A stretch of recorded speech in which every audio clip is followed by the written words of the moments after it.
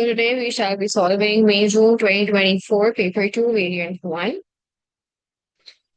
The first question states, Figure 1.1 is a diagram showing part of a cell surface membrane of an animal cell. State the approximate thickness of the membrane as shown by the line GH. So this is the line GH. They're asking us to tell the length of the cell surface membrane or the thickness of the cell surface membrane, which is 7 nanometers. Complete table 1.1 to show the names and functions of the components of the cell surface membrane, the letters of the labels in figure 1.1 to identify each component.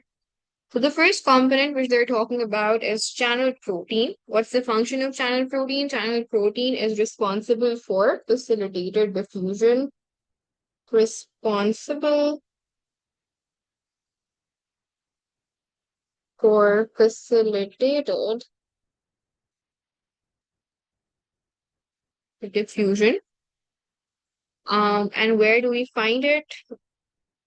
So A is a channel protein because F, as we पहले हम चलो label कर लेते हैं सबको. A हमारे पास channel protein है. F is basically cholesterol.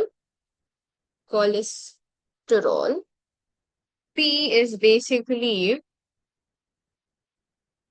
a sugar chain attached to a protein. So this is a glycoprotein. C is a carrier protein. This is a carrier protein. D is basically a glycolipid. It's a glycolipid. It is a glycolipid, and E is basically your phospholipid. So if we identify the structure which shows a channel protein, then that is letter number A, structure number A. So they're asking is phospholipid. So phospholipid is basically E, and it basically forms the bilayer. How do you differentiate between a glycolipid and a glycoprotein? A glycoprotein is basically a sugar chain attached to a protein molecule. That protein can be a carrier protein, that protein can be your channel protein. So हमारे पास ये क्या कहते हैं proteins हैं. These are basically proteins. अगर इनकी surface पर हमारे पास sugar chain लगी हुई है तो वो हमारे पास glycoproteins हो गए. And then over here, these are basically your phospholipids. ये आपके सारे phospholipids हैं. This is phospholipid, phospholipid, phospholipids. अगर phospholipid molecule के ऊपर हमारे पास क्या कहते हैं शुगर चेन लगी हुई होगी तो वो आपका ग्लाइकोलिपिड होगा. ठीक है. अच्छा, phospholipid is E. Phospholipid basically forms bilayer of membranes.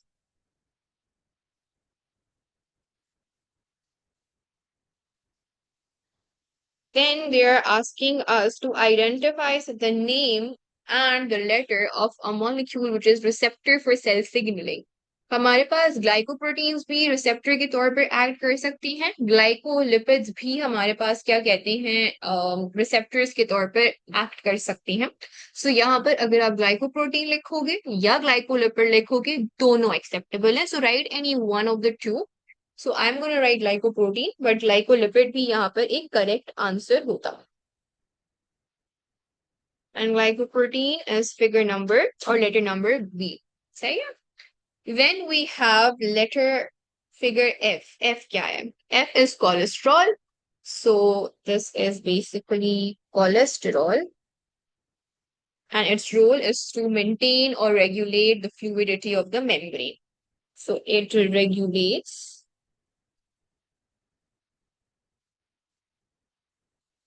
membrane fluidity. Figure 1.2 is a drawing of a transmission electron micrograph TEM of a cell from the palisade mesophyll of a leaf. The drawing does not show all of the organelles visible in a transmission electron micrograph. Complete figure 1.2 by drawing and labeling a mitochondrion. Rough endoplasmic reticulum, smooth endoplasmic reticulum. Your drawing should show the detail that can be seen in a transmission electron micrograph. So we should draw a mitochondrion, a rough endoplasmic reticulum, and an SER. हमारे पास electron micrograph से हम internal structures भी देख सकते हैं ऑर्गेन्यूल्स के। और अगर ये बात आपको याद नहीं भी होती तो आप यहाँ पर क्लियरली देख सकते हो कि ये क्या है। ये बेसिकली क्लोरोप्लास्ट है ना। क्या आपको क्लोरोप्लास्ट का इंटरनल स्ट्रक्चर नजर आ रहा है? बिल्कुल नजर आ रहा है। आपको थाइलोकॉइड्स नजर आ रहे हैं। तो अगर क्लोरोप्लास्ट का इंटरनल स्ट्रक्चर हम देख सकते हैं तो डेफिनेटली माइटोकॉन्ड्रिया का भी देख सकते हैं, आरईआर का भी देख सकते हैं, एसईआर का भी देख सकते हैं। So let's draw mitochondrion. So let's draw it.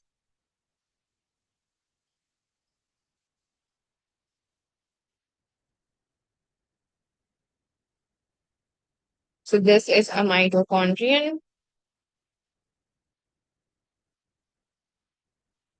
Then let's draw RER. RER usually continuous होता है with the nucleus, तो आप चाहो तो न्यूक्लियस से continuous बना सकते हो, and obviously you will draw the ribosome so that we know that this is an RER.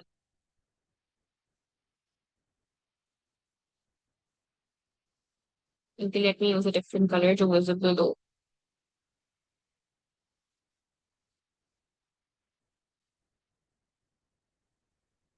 So this is basically your RER, a endoplasmic reticulum, बल्कि पूरा नाम लिख देते हैं। Labelings में please, and even when you're writing your answer, please use full terminologies, not short forms. At least एक दफा तो आप लिखो जो आपकी फुल फॉर्म है चीज की। And the third thing that we have to draw is SER. So हम एसईआर ड्रॉ कर लेंगे। एसईआर में हमारे पास क्या कहते हैं, वो नहीं होते, राइबोसोम्स नहीं होते। सो ये आपका क्या आ गया, ये आपका आ गया smooth endoplasmic reticulum.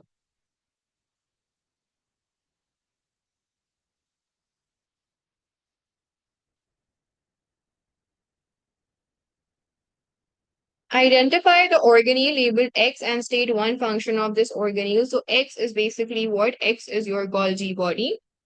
So X is Golgi body. And the function of Golgi body is basically protein modification. Yeah, you can write that it packages proteins into Golgi vesicles. That is also a correct function. You can totally write that. That is also correct answer.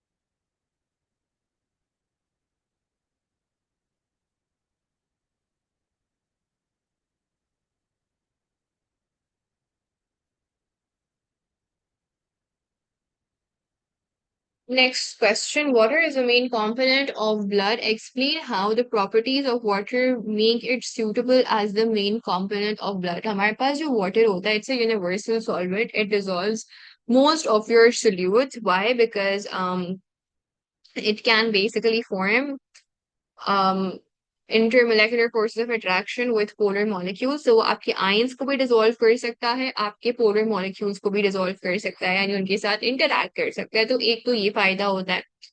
Then हमारे पास क्या कहते हैं, we then have the fact कि हमारे पास जो blood है that makes up our entire body. Blood में हमारे पास क्या कहते हैं, बहुत सारे proteins होते हैं. And there are a lot of proteins which are sensitive to temperature changes. So the fact that water has a high specific heat capacity, it ensures कि हमारे पास क्या कहते हैं, हमारा जो बॉडी का टेम्परेचर है that is कंट्रोल्ड, यानी वो रेगुलेटेड रहे। हमारे पास क्या कहते हैं, जो टेम्परेचर है वो बहुत इजीली चेंज ना हो जाए, बिकॉज that ensures कि हमारे पास जो हाई स्पेसिफिक हीट कैपेसिटी है, it basically means that a lot of heat energy is required to raise the temperature of water by 1 degree Celsius or 1 Kelvin. तो बहुत ज्यादा हीट एनर्जी होगी तभी हमारे पास change in temperature of the blood या change in the temperature of the body आएगा, otherwise नहीं आएगा, which is a benefit for us because this maintains our body temperature within narrow limits, जिसकी वजह से हमारे पास क्या कहते हैं, जो ऑप्टिमम कंडीशंस हैं, हमारी जितनी भी बॉडी में प्रोटीन्स हैं, they are adapted in a way कि हमारे पास they can survive in our body temperature only. हमारी जितनी भी एंजाइम्स हैं वो बॉडी टेम्परेचर के अराउंड ही क्या कहती हैं, वर्क कर रही होती हैं. So we're gonna talk about that. So first and foremost, water is a universal solvent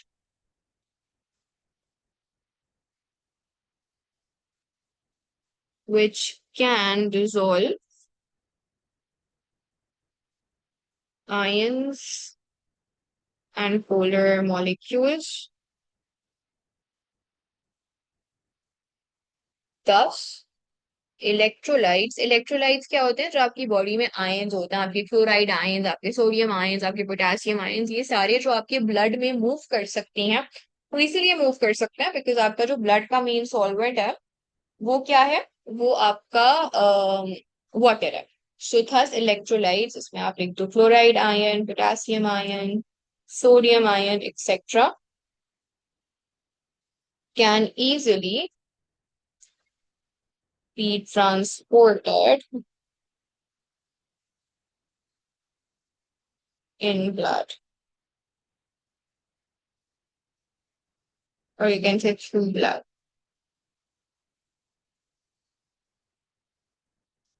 Then water has a high specific heat capacity. This ensures that the temperature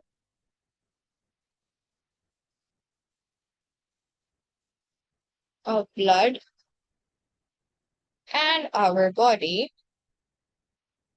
stays relatively constant. Figure 2.1 is a diagram of the circulation in a mammal. Complete figure 2.1 by naming P and Q. Write your answers in figure 2.1. So P is basically the artery which is responsible for the distribution of the blood to your tissues. ठीक है, तो आपकी ये कौन सी वाली artery है जो कि कनेक्ट कर रही है हार्ट को with the systemic circulation? So this would be aorta.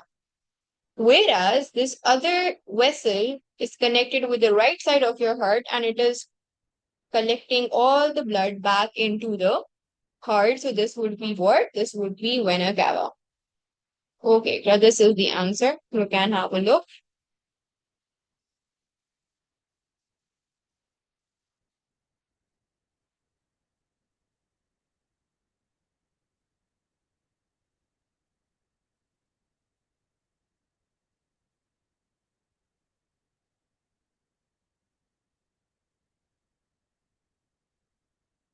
But describe the functions of P and Q. Now, P was what? P was aorta, Q was vena cava. So this was aorta and this was vena cava.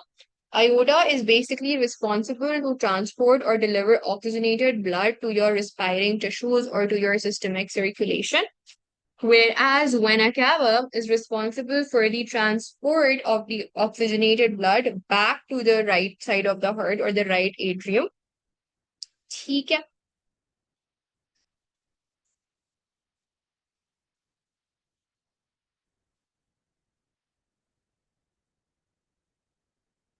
Is responsible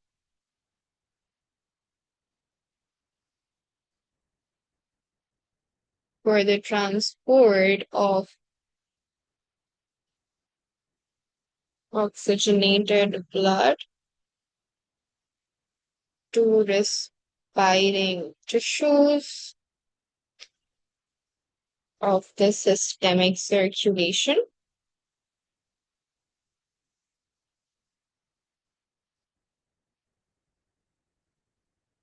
Two, which is vena cava.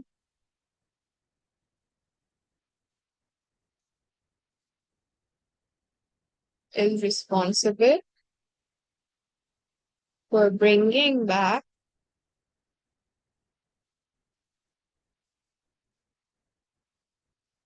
deoxygenated blood to the right atrium. Explain why the mammalian circulation is described as closed double circulation. So the reason why it's described as closed is because the blood is contained within the vessels. It does not leak out of the heart, the arteries, arterioles, veins, venules, capillaries. हमारे पास एक boundary या हमारे पास क्या कहते हैं सिर्फ transport system में इनक्लोज तरीके से ब्लड मूव कर रहा होता है. It is not present openly anywhere. And the reason why it is called double circulation is because in one complete circuit, the blood crosses the heart or flows through the heart twice. So it is described as closed because the blood stays within the heart and the blood vessels.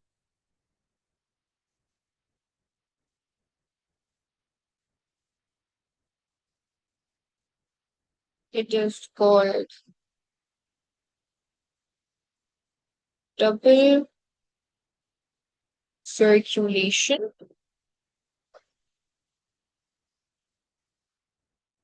because blood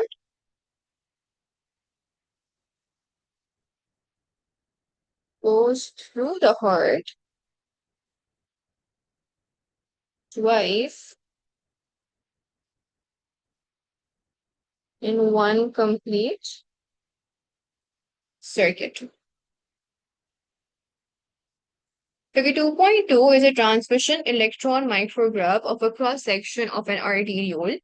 So this is basically a cross section of an arteriole.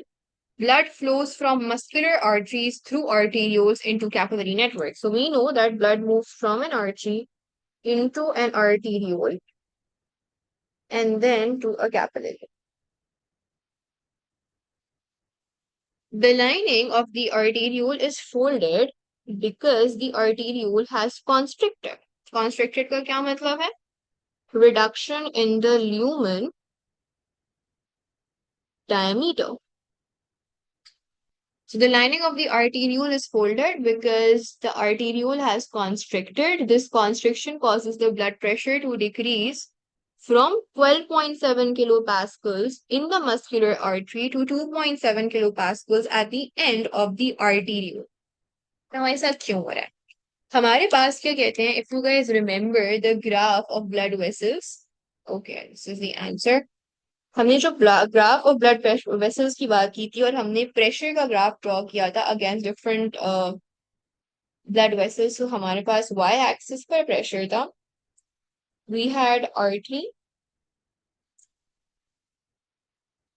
We had arteriole, and then we had capillary और फिर venules and when. सो हमारे पास सबसे highest जो pressure होता है वो arteries में होता है एंड हमारे पास आर्टीरियोल में जो प्रेशर ड्रॉप है वो सबसे ज्यादा होता है. एंड उसके बाद क्या कहते हैं, इट कंटिन्यूज टू ड्रॉप. लेकिन जो सबसे स्टीप हमारे पास डिक्लाइन आता है in blood pressure, it is when the blood is moving through the arteriole. सही है. So हमें यही बता रहे हैं कि होता क्या है, that arterioles have the ability to constrict. When they constrict, the diameter, the lumen diameter basically decreases. यानी कि हमारे पास उनका जो साइज, उनकी जो ओपनिंग है, जिसकी जो उनका हॉलो एरिया है जिसके थ्रू ब्लड मूव कर सकता है वो छोटा हो जाता है. अगर हमारे पास area through which the blood can move is getting constricted, it is getting smaller, तो at a given time come blood flow कर सकता है. अगर कम ब्लड फ्लो कर सकता है तो वो हमारे पास कम प्रेशर पे मूव कर रहा होगा. क्यों कम प्रेशर पे मूव कर रहा होगा? Because when we are talking about pressure and volume with respect to our transport system, we say कि अगर ब्लड वॉल्यूम ज्यादा है, so there is more force being exerted on the walls of the blood vessels and hence the pressure is higher. On the other hand, if the blood volume is lesser, then there is a lesser force being exerted by the blood on the walls of the vessels and hence the pressure is lower. So यहाँ पर हमारे पास blood volume is directly related to blood pressure. So if the volume of the blood is greater, the blood pressure is greater. And if the volume of blood is lesser, the blood pressure is lesser. If the arteriole is getting folded and it is getting constricted due to which its lumen diameter decreases, there is less area for blood to flow. So हमारे पास arterioles में से कम blood volume flow करेगा क्योंकि जगह कम है तो कम volume of blood pass कर सकता है. So arteriole में इस वजह से हमारे पास जो blood pressure है वो significantly drop हो जाता है in comparison to an arteriole. Explain why it is important that the pressure of blood decreases as it passes through arterioles.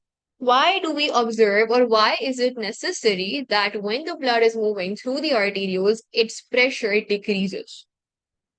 I would like if you guys participate and write the answer. Because from the arterioles, the blood would move into the capillaries. Capillaries are one cell thick. They cannot bear high blood pressure. So it is important that the pressure decreases in the arterioles. So when the blood enters the capillaries, they don't burst. So yes, Ikra, you were right. From the arterioles, the blood moves to the capillaries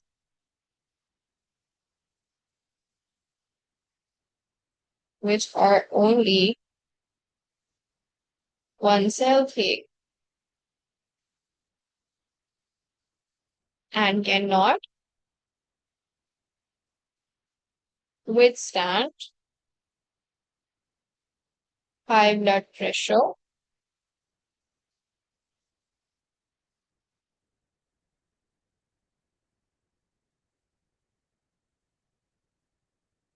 thus it is important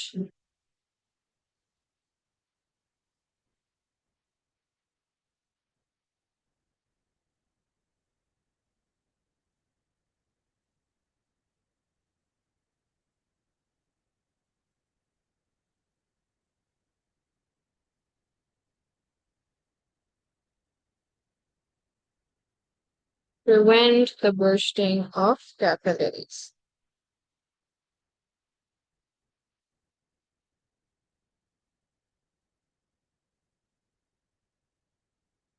Can we also say it is composed of one layer of endothelial cells? Yes, you can totally say that. Compare the structure of a muscular artery with the structure of the arteriole shown. So, this is an arteriole and muscular artery की क्या structure होती है वो आप लोगों को पता है. मस्कुलर आर्टरीज में क्या होता है? मस्कुलर आर्टरीज में बेसिकली हमारे पास ट्यूनिका मीडिया होता है, ट्यूनिका एक्सटर्ना होता है, ट्यूनिका इंटमा होता है. सही है. व्हाट डू यू थिंक हमारे पास क्या डिफरेंसेस होंगे एक आर्टरी के स्ट्रक्चर में और एक आर्टीरियोल के स्ट्रक्चर में? आर्टीरियोल का स्ट्रक्चर आपके सामने है, आर्टरी का स्ट्रक्चर आपने as part of your syllabus पढ़ा हुआ है. अच्छा, अब यहाँ पर ना वर्ड आया है कंपेयर. We haven't said कि only write differences. Compare का मतलब ये होता है that you have to present a comparative analysis. Comparative analysis हम जब भी दो चीजों का कर रहे होते हैं ना तो हम उनकी similarities as well as differences दोनों लिखते हैं. So whenever we are comparing two things, हम जब अगर हम नॉर्मल डेली लाइफ की बात करें, अगर हम दो चीजों की बात करते हैं तो हम ये देखते हैं कंपेयर करते हुए कि इन चीजों में क्या कॉमन चीजें हैं और क्या डिफरेंट चीजें हैं. So there would be some things which are common between the muscular artery and the arteriole. Similarly, there will be things which will be different between them. So we have to talk about the similarities and the differences whenever we are writing a comparison answer. ठीक है? हाँ, कभी कभार ये हो सकता है कि किसी चीज में आपको कोई सिमिलैरिटी समझ ही नहीं आ रही हो तो फिर आप वहां पर सिमिलैरिटी को ओमिट करके खाली डिफरेंसेस पे बात कर लेना. मगर अगर आपको लगता है that you can write any similarity then do write it. सही है. अच्छा जी, तो हमारे पास जितनी भी आर्टरीज होती हैं जितनी भी आर्टीरियोल्स होंगी, जितनी भी वेसल्स है, for example all the vessels have endothelium. ऐसी कोई ब्लड वेसल नहीं है जिसके पास एंडोथेलियम ना हो। कैपिलरी के पास भी एंडोथेलियम होता है। So we will say similarity में हम लिख सकते हैं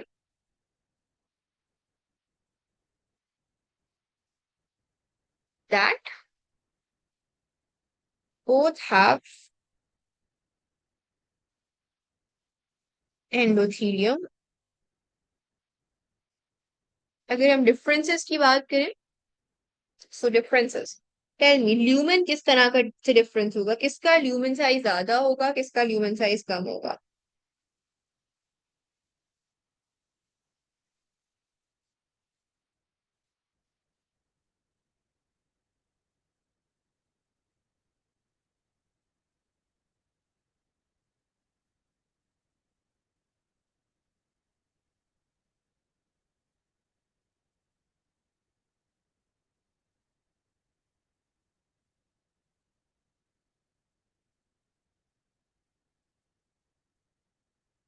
Okay.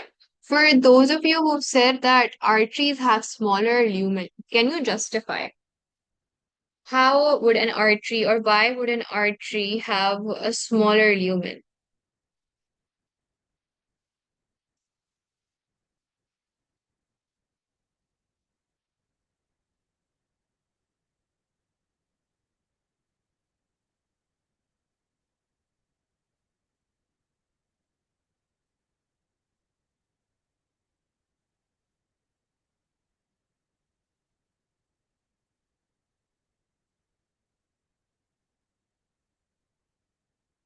So if the artery is thicker and wider, and if it has more flow, then don't you think the lumen has to be wide?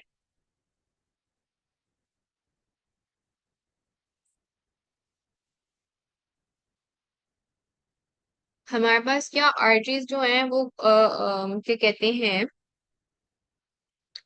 Major diameter changes होते हैं arteries के in comparison to arteriole. अगर हम artery की बात करें और arteriole की बात करें, सो हमारे पास ज्यादा ल्यूमेन डायमीटर चेंज कहाँ पर आता है, हमारे पास आर्टीरियोल्स में आता है ना। अब आप खुद ही देखो, उन्होंने हमें बताया हुआ है कि जो एक मस्कुलर आर्टरी है उसमें 12.7 किलो पास्कल्स ब्लड प्रेशर है, और हमारे पास जो आर्टीरियोल है उसमें 2.7 किलो पास्कल्स है। सो अगर हमारे पास ब्लड प्रेशर ज्यादा है तो हमारे पास ब्लड वॉल्यूम भी ज्यादा होगी, और अगर ब्लड वॉल्यूम ज्यादा है तो हमारे पास इसका क्या मतलब है कि जो ल्यूमेन डायमीटर है वो कंपैरेटिवली ज्यादा होगा।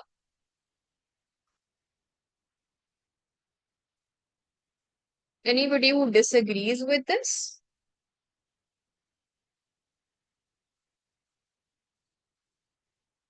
सो हमारे पास क्या कहते हैं, मस्कुलर आर्टरी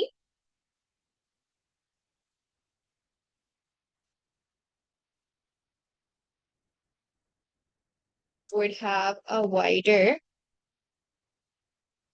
lumen। ठीक है।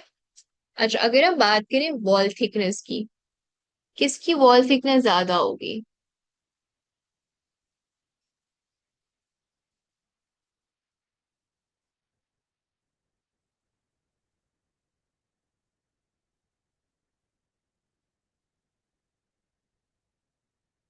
Which would have a thicker wall? The artery would have a thicker wall. Muscular artery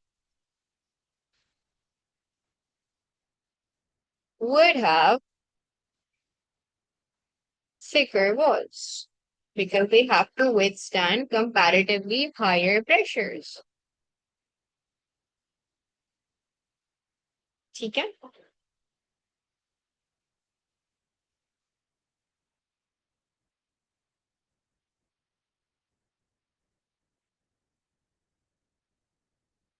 Are we clear? Any questions?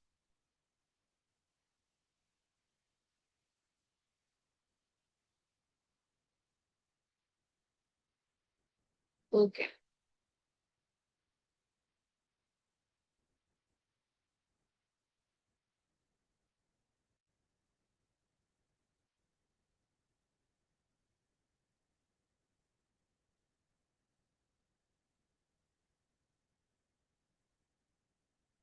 अच्छा, थिकर वॉल्स के एस्पेक्ट से अगर आप ये लिखना चाहो that they have more smooth muscles and more elastin fibers, तो वो भी करेक्ट होगा. Why? Because thicker walls का मतलब ही यही है कि इनका जो ट्यूनिका मीडिया है, इनका जो ट्यूनिका एक्सटर्ना है, that is thicker, क्योंकि हमारे पास जो स्ट्रेंथ आ रही होती है, जो हमारे पास क्या कहते हैं थिकनेस ऑफ वॉल्स आ रही होती है, वो हमारे पास कैसे आ रही होती है, हमारे पास अगर थिकर मिडिल लेयर है तो इसका मतलब है ज्यादा स्मूथ मसल्स और ज्यादा इलास्टिन फाइबर्स हैं.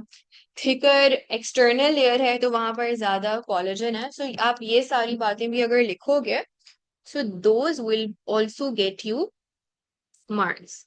सो आपकी जो मस्कुलर आर्टरी है, it basically has greater amount of smooth muscles, greater amount of elastin fibers, greater amount of collagen, and ये सब collectively उसकी walls को thicker बना रहे हैं और उसको enable कर रहे हैं high pressure को withstand करने के लिए. Okay, next question. A class of students were studying the features of some human pathogens. One of the students constructed a flowchart to identify four different human pathogens. The student used information about the structure and mode of transmission of each of these pathogens. Figure 3.1 shows a partially completed flowchart. They're asking us to complete the flowchart in figure 3.1 by identifying the modes of transmission, the scientific names of the pathogens, the name of one of the diseases. So जितने भी blanks हैं इस figure में, हम उन blanks को complete करना. These are very easy 5 marks and comparatively ये paper काफी आसान था. जो last year का variant 1 वाला paper 2 था, that was comparatively very easy. अच्छा जी. So pathogen has a cellular structure? No. So it would, if it is acellular in nature, तो वो HIV होगा. बाकी जो pathogens हैं, all of them are cellular. So they're asking whether the pathogen is a prokaryote. So if the pathogen is a prokaryote, and if the pathogen is transmitted by a fecal oral route, मैं इस वाले pathway की अब बात कर रही हूँ, and it is transmitted by a fecal oral route, then वो pathogen कौन सा होगा? वो pathogen हमारे पास क्या कहते हैं, विब्रियो कॉलेरे होगा, और ब्रैकेट में हम डिजीज का नाम लिख देंगे, which would be cholera. So the pathogen is Vibrio cholerae and the disease is cholera. Then if we talk about this other passage, let's talk about this passage. So the pathogen is not a prokaryote. The pathogen is transmitted by dash.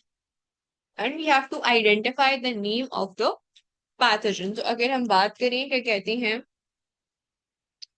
pathogen is transported by blood.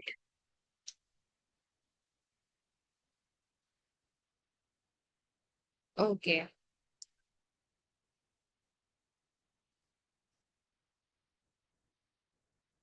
What's the main cause of the spread of malaria?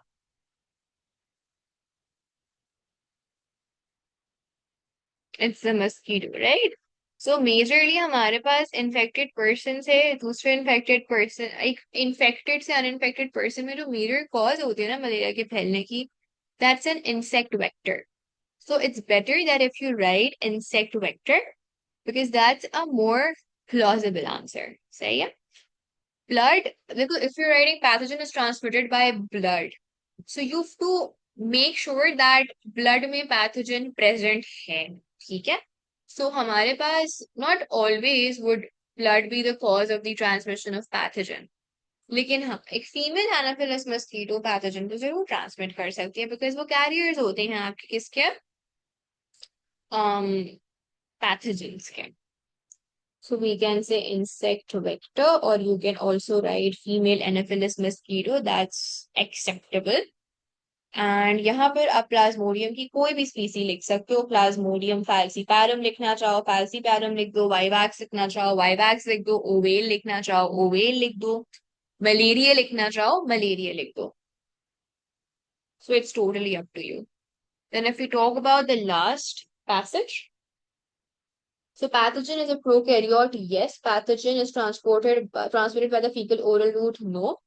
If it is not transmitted by the fecal oral route and if it is a bacterial pathogen जो कि tuberculosis cause कर रहा है, so आप लोग मुझे बताओ क्या मोड ऑफ ट्रांसमिशन होता है ट्यूबरक्यूलोसिस का?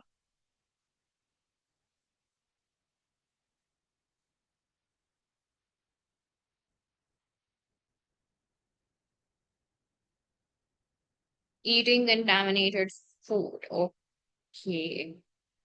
Do you think writing eating contaminated food would get you with the marks, Anjal?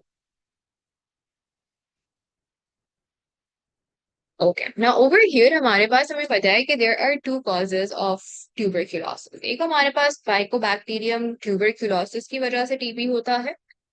अगर हम Mycobacterium tuberculosis लिख रहे हैं, अगर मैं MTB लिख रही हूँ यहाँ पर, तो फिर हम लिखेंगे एरोसोल ड्रॉपलेट्स. लेकिन यहाँ पर हम Mycobacterium bovis भी लिख सकते थे. सो अगर मैं Mycobacterium bovis लिख रही होती, Mycobacterium bovis अगर मैं लिख रही होती, सो उसके लिए मैं ये नहीं कहती that our Mycobacterium bovis is transmitted by contaminated food. Instead, I would have been specific that it is transmitted by unpasteurized milk and uncooked meat. हमारे पास कैटल से माइकोबैक्टीरियम बोविस ह्यूमंस में ट्रांसफर होता है, तो हम कंटामिनेट किसी भी food के कंटामिनेशन से माइकोबैक्टीरियम बोविस ट्रांसफर नहीं होता. माइकोबैक्टीरियम बोविस इसेंशियली प्राइमरीली आपके इन्फेक्ट करता है कैटल. और अगर हम एक इन्फेक्टेड कैटल का प्रोडक्ट यानी कि मीट प्रोडक्ट या फिर मिल्क प्रोडक्ट यूज कर लें बगैर मीट को प्रॉपरली कुक किए, क्योंकि कुकिंग से क्या होता है हीट की वजह से बैक्टीरिया डाई कर जाता है, या अगर हम मिल्क बगैर पेस्चराइज किए बगैर बॉईल किए पी लें, तो अगेन उससे भी हमारे पास ट्रांसमिट हो जाता है mycobacterium bovis. So if you are writing about mycobacterium bovis then आपका ट्रांसमिशन का जो मेथोडोलॉजी होगी that would be uncooked cattle meat or unpasteurized milk.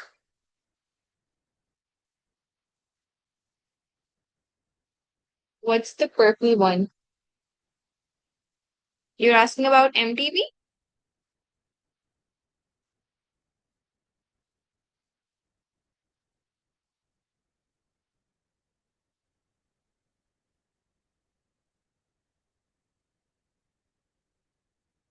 आप MTB का पूछ रहे हो कि MTB क्या चीज है? Yeah, it's aerosol droplets. Yes. MTB is basically your Mycobacterium tuberculosis. Mycobacterium tuberculosis जो है वो ड्रॉपलेट इन्फेक्शन होता है. Mycobacterium bovis जो है वो अनकुक्ड कैटल मीट या फिर अनपेस्चराइज्ड मिल्क से ट्रांसमिट होता है. ठीक है.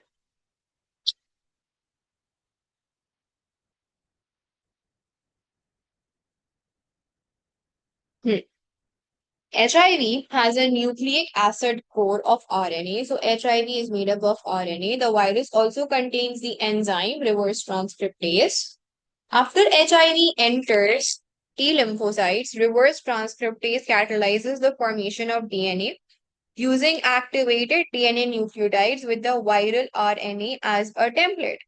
So हमें पता है कि हमारे पास HIV अपना RNA जो है वो इंसर्ट करता है होस्ट सेल में एंड रिवर्स ट्रांसक्रिप्टेज एंजाइम के थ्रू एक कॉम्प्लीमेंट्री डीएनए बन जाता है.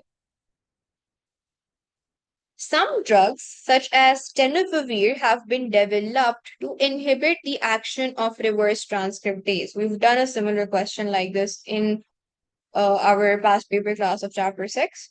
The structure of tenofovir is similar to the structure of deoxyribose adenosine monophosphate as shown in figure 3.2.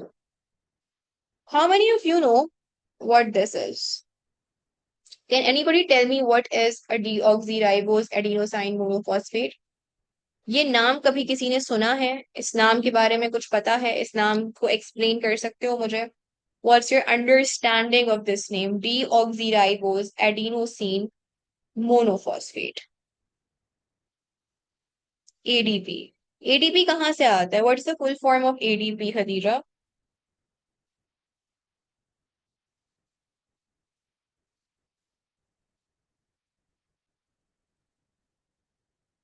अच्छा, can you tell me the structure of ATP? Tell me the structure of ATP.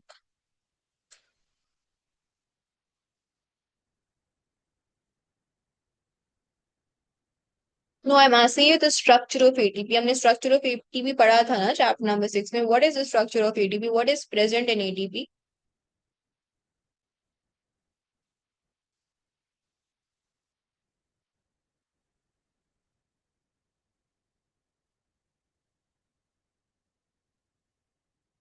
Okay, it has three phosphate groups. तो adenosine diphosphate में हमारे पास दो होंगे, adenosine monophosphate में हमारे पास एक होगा.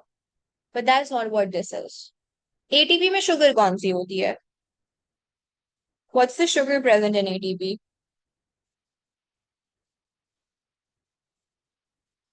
No, ATP तो राइबोज से बना हुआ होता है. ATP में डीऑक्सी नहीं होती. एंड यहाँ पर जो हमारे पास स्ट्रक्चर है, that is basically deoxyribose adenosine monophosphate. It has a deoxyribose sugar. It has an adenine base and it has a phosphate group.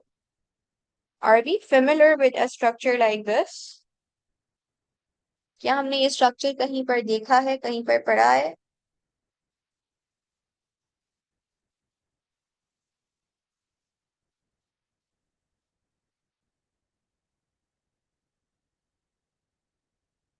Yeah, the whole thing. Do we know this whole thing?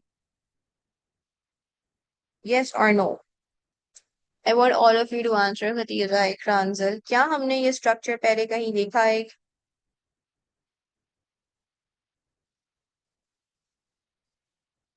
DNA में कहाँ देखा है? What is this structure?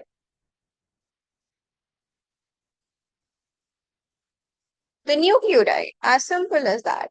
Deoxyribose adenosine monophosphate is simply a DNA nucleotide. No rocket science. सिर्फ आपको घबराने के लिए उन्होंने एक टर्म यूज कर दिया है, कंफ्यूज करने के लिए. It's a nucleotide. Because nucleotide में क्या होता है? Nucleotide has a phosphate group, a 5 carbon sugar, and it has a nitrogenous base.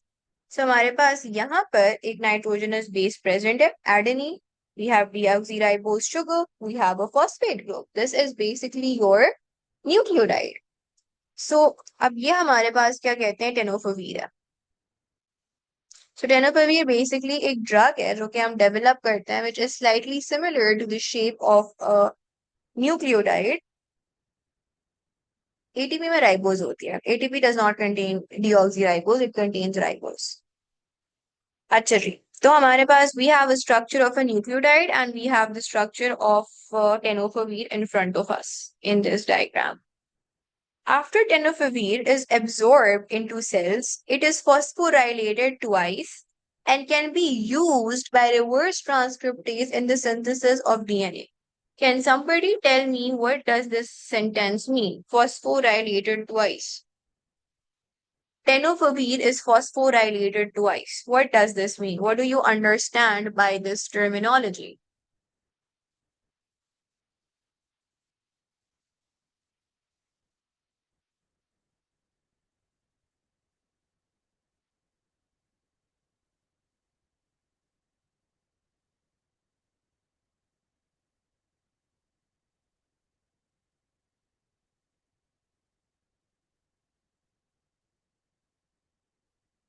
Okay, but किताब मुझे एटीपी का ब्रेक डाउन बता रही हो. एटीपी के ब्रेक डाउन से टेनोफोवीर का क्या ताल्लुक है? How are they interconnected? Give me an answer with respect to tenofovir. That what does it mean that tenofovir is phosphorylated twice? What's phosphorylation? I told you guys the definition of phosphorylation.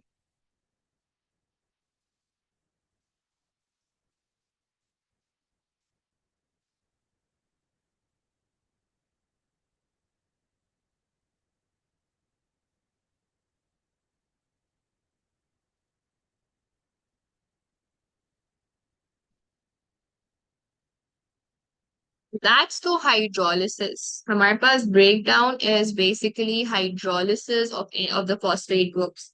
Phosphorylation is the addition of phosphate. phosphorylation means addition of phosphate groups. So if the tenofovir is being phosphorylated twice, इसमें हमारे पास already एक phosphate group था, इसमें दो और phosphate groups add हो गए हैं. If, and they're saying that once the tenofovir undergoes double phosphorylation, it can be used by reverse transcriptase in the synthesis of DNA. Can you guys tell me why tenofovir after double phosphorylation can be used by the enzyme reverse transcriptase? Why is tenofovir after double phosphorylation capable enough to be used by the reverse transcriptase enzyme in the synthesis of DNA? It's not a DNA nucleotide. Then why is it being added in the DNA synthesis?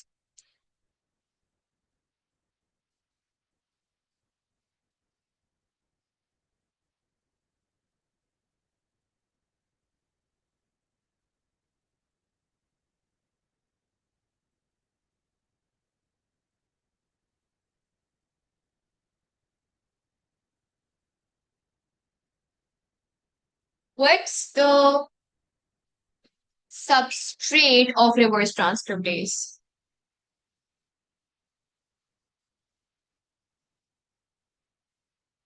अच्छा, बल्कि हम चलो पूरा sentence पढ़ लेते हैं, पूरा question पढ़ लेते हैं, then you guys might be able to answer correctly.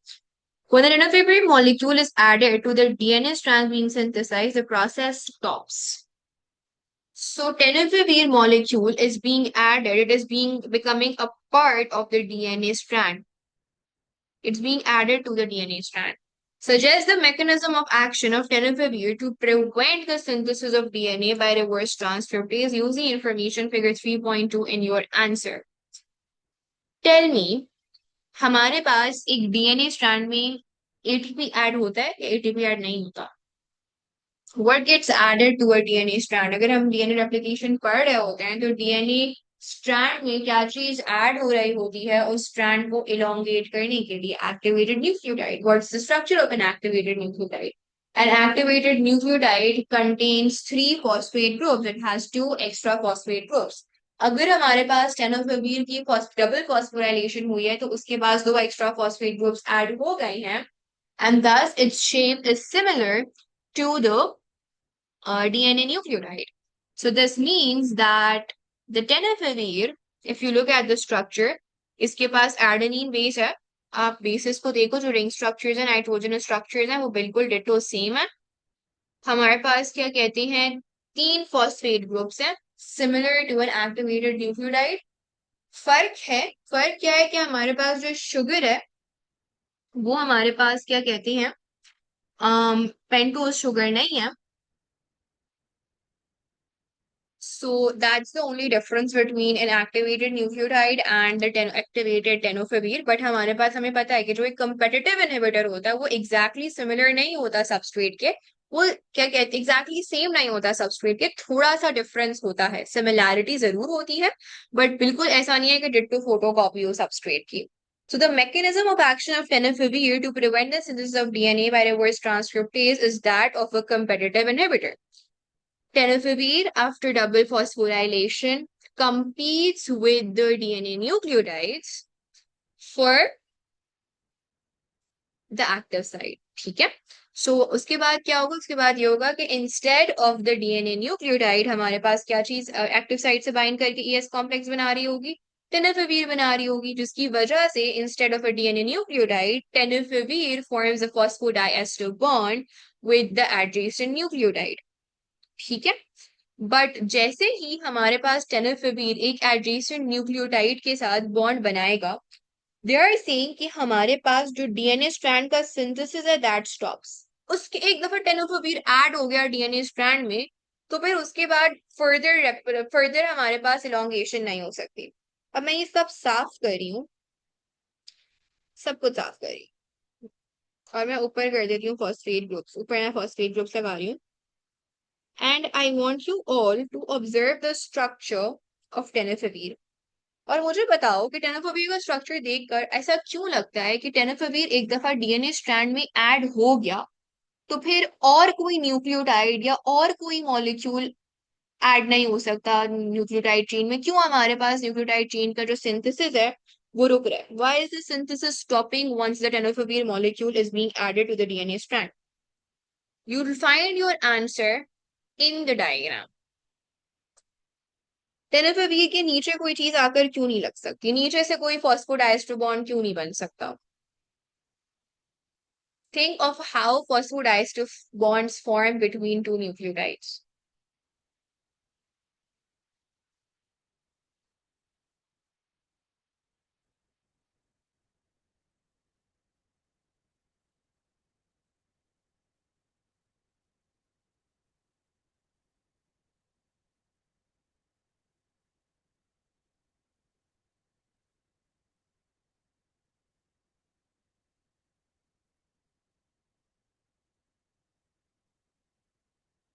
Why is the addition of a tenofovir molecule to a DNA strand stopping the synthesis of the DNA further? चलो और आसान करते हैं। जब दो न्यूक्लियोटाइड्स के दरमियान फॉस्फोडाइस्टर बॉन्ड बनता है तो एक न्यूक्लियोटाइड का एक पार्ट पार्टिसिपेट करता है, दूसरे न्यूक्लियोटाइड का दूसरा पार्ट पार्टिसिपेट करता है। क्या पार्ट्स होते हैं? किन दो चीजों के दरमियान sugar and phosphate group? Sugar का क्या स्पेसिफिक पार्ट होता है जिससे हमारे पास फॉस्फेट ग्रुप दूसरे न्यूक्लियोटाइड का बाइंड करता है? What's the carbon number? What's the molecule which is responsible? एक तो फॉस्फेट ग्रुप है, एक न्यूक्लियोटाइड का फॉस्फेट ग्रुप हमारे पास कॉन्डेंसेशन करेगा, दूसरे न्यूक्लियोटाइड का क्या कॉन्डेंसेशन में पार्टिसिपेट करेगा? फॉस्फेट ग्रुप, उसका तो पार्टिसिपेट नहीं करेगा। When two nucleotides are forming a phosphodiester bond, एक के फॉस्फेट ग्रुप से एसोसिएट करता है, दूसरे न्यूक्लियोटाइड का कौन सा पार्ट होता है? Carbon number 3। कार्बन नंबर 3 पर ऐसी क्या चीज होती है जो कि इंटरैक्ट करती है फॉस्फेट के साथ और वाटर के फॉर्म में रिमूव होती है? What's present on carbon number 3? You can see that in the diagram. Not the hydrogen, it's the OH. This is carbon number 3. ये है हमारे पास कार्बन नंबर 3, और इसका जो OH है वो पार्टिसिपेट करता है। मैंने बताया था ना कि हम पोजीशन नंबर 3 जो है उसको कैसे आइडेंटिफाई करेंगे? जहां पे हमें ओपन एंडेड OH नजर आएगा वो हमारे पास 3 प्राइम एंड होगा ऑफ आवर डीएनए। तो जो OH है कार्बन नंबर 3 का, that participates in the phosphodiester bond formation. अगर हम टेनोफोवीर की बात करें, टेनोफोवीर में फॉस्फोराइलेशन हो गई, एडिशन ऑफ न्यूक्लियोटाइड्स हो गया। सो ये दोनों को हम यूज कर लेंगे एनर्जी प्रोड्यूस करने के लिए। और ये जो एक हमारे पास फॉस्फेट ग्रुप है, ये मेरे पास लेट से डीएनए की चेन है, तो यहाँ पर जो न्यूक्लियोटाइड होगा उसके ओएच से हमारे पास जो phosphate group of the tenofovir molecule है वो फॉस्फोडाइस्टर बॉन्ड फॉर्म कर लेगा। डू यू अग्री कि इससे ऊपर वाला जो न्यूक्लियोटाइड होगा उसके ओएच ग्रुप के साथ हमारे पास टेनोफेवीर एक फॉस्फोडाइस्टर बॉन्ड फॉर्म करेगा? Is that correct?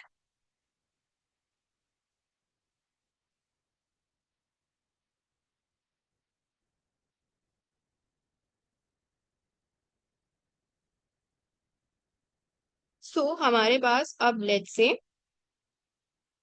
ये हमारे पास डीएनए चेन है और लेट से ये हमारे पास फॉस्फोडाइस्टर बॉन्ड बन रहा है। अब हमारे पास कोई और एक्टिवेटेड न्यूक्लियोटाइड आता है। अब जब वो एक्टिवेटेड न्यूक्लियोटाइड आएगा तो वो देखेगा कि इस पूरी चेन का तो फॉस्फोडाइस्टर बॉन्ड्स बने हुए हैं यहाँ तक। अब वो भी फॉस्फोडाइस्टर बॉन्ड फॉर्म करना चाहेगा। क्या हमारे पास यहाँ पर कोई OH प्रेजेंट है? Is there any OH present over here in the tenofovir molecule?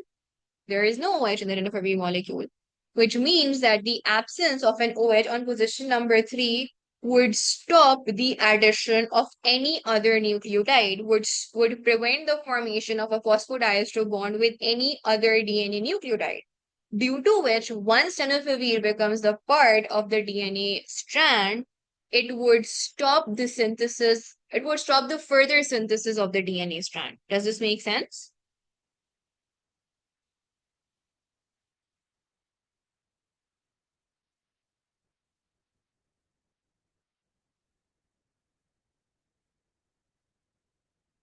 हमारे पास नॉर्मली पोजीशन नंबर 3 पे OH प्रेजेंट होगा ना।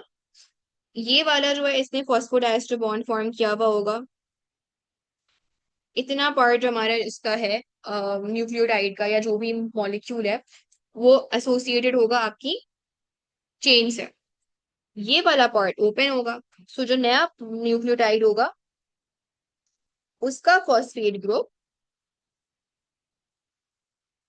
एसोसिएट करेगा with the OH of the nucleotide.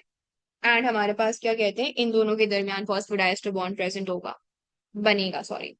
यहाँ पर क्योंकि हमारे पास फॉस्फोडाइस्टर बॉन्ड फॉर्म नहीं हो सकता because of the absence of OH in the tenofovir molecule, हमारे पास the further synthesis of the DNA strand is stopped.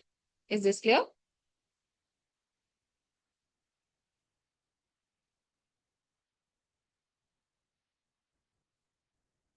Okay, wait, let me show you in the notes.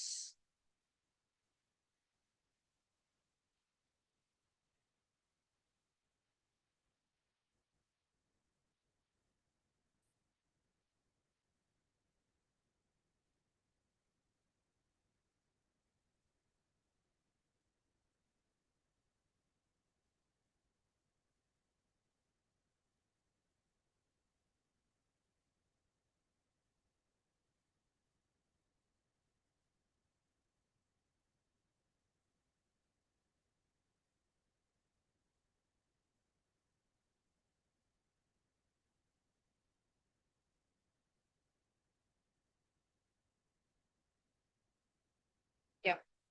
So over here, you can see कि हमारे पास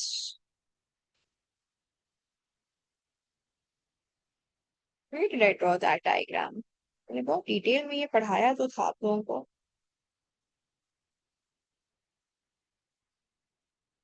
शायद मुझसे delete हो गया होगा वो वाला। लेट्स से हमारे पास ये एक न्यूक्लियोटाइड है, ये इसका फॉस्फेट ग्रुप है and it is connected via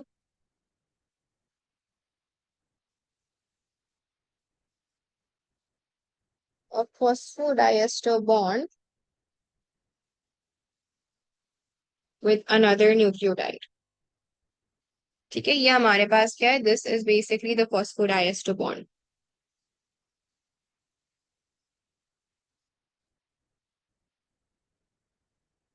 ये हमारे पास 5 प्राइम एंड है, ये हमारे पास क्या कहते हैं 3 प्राइम एंड है।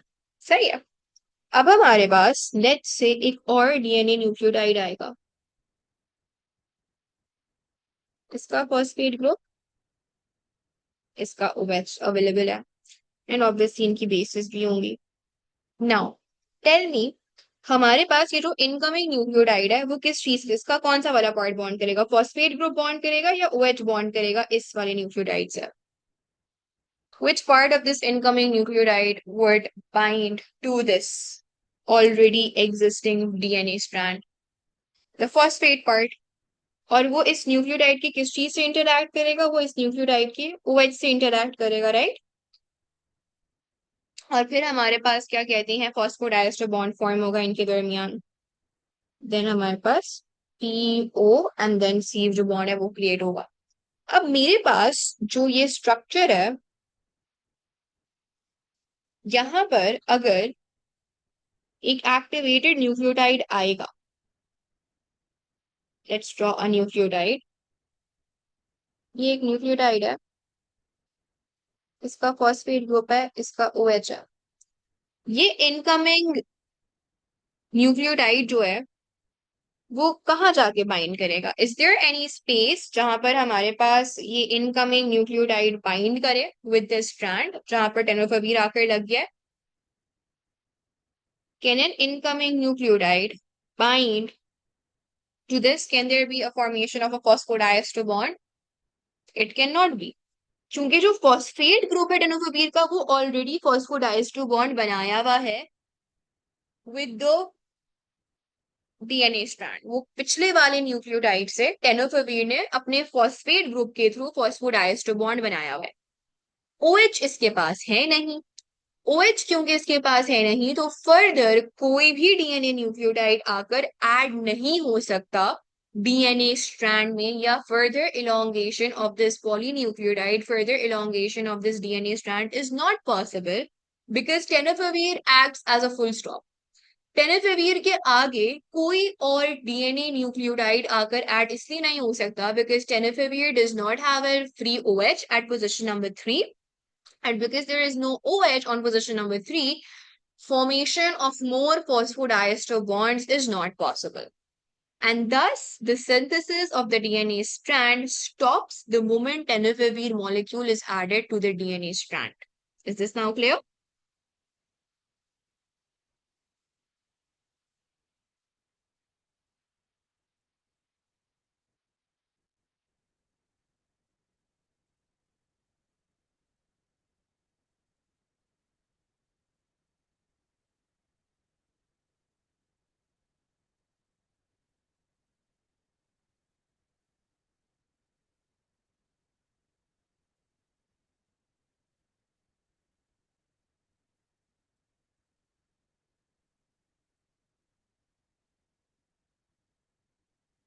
Okay, I'll explain again. हमारे पास ये एक न्यूक्लियोटाइड है,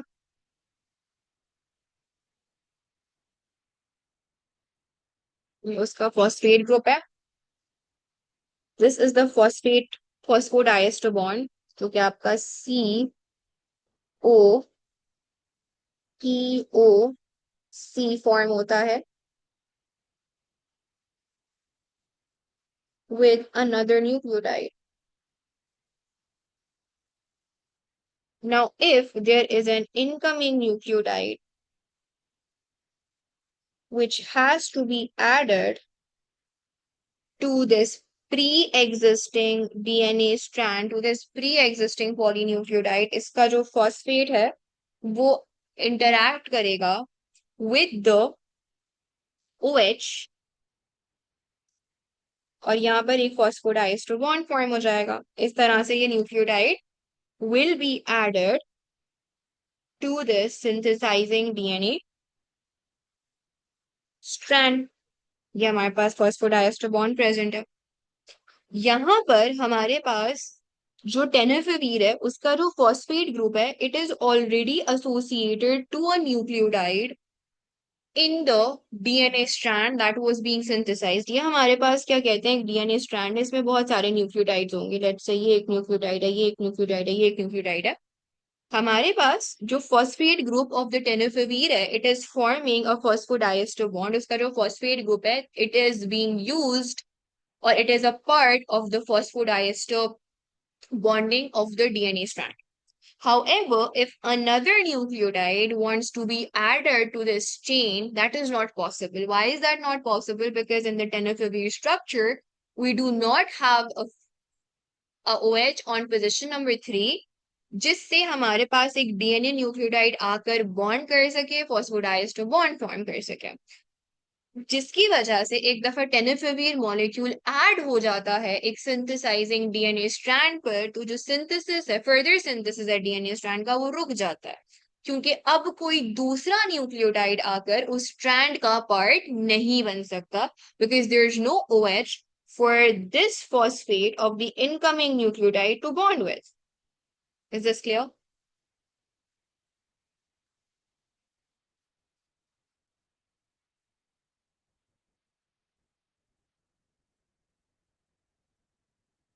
So tenofovir acts as a competitive inhibitor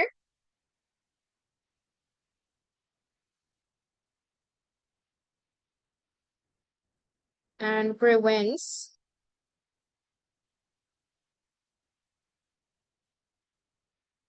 the formation of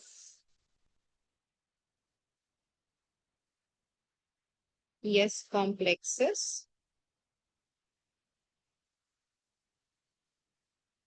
Instead, tenofovir binds to the active site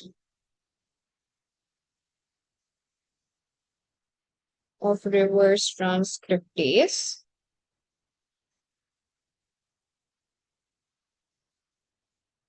forming a phosphodiester bond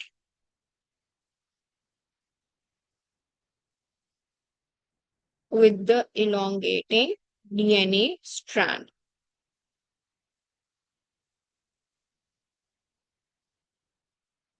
However, further elongation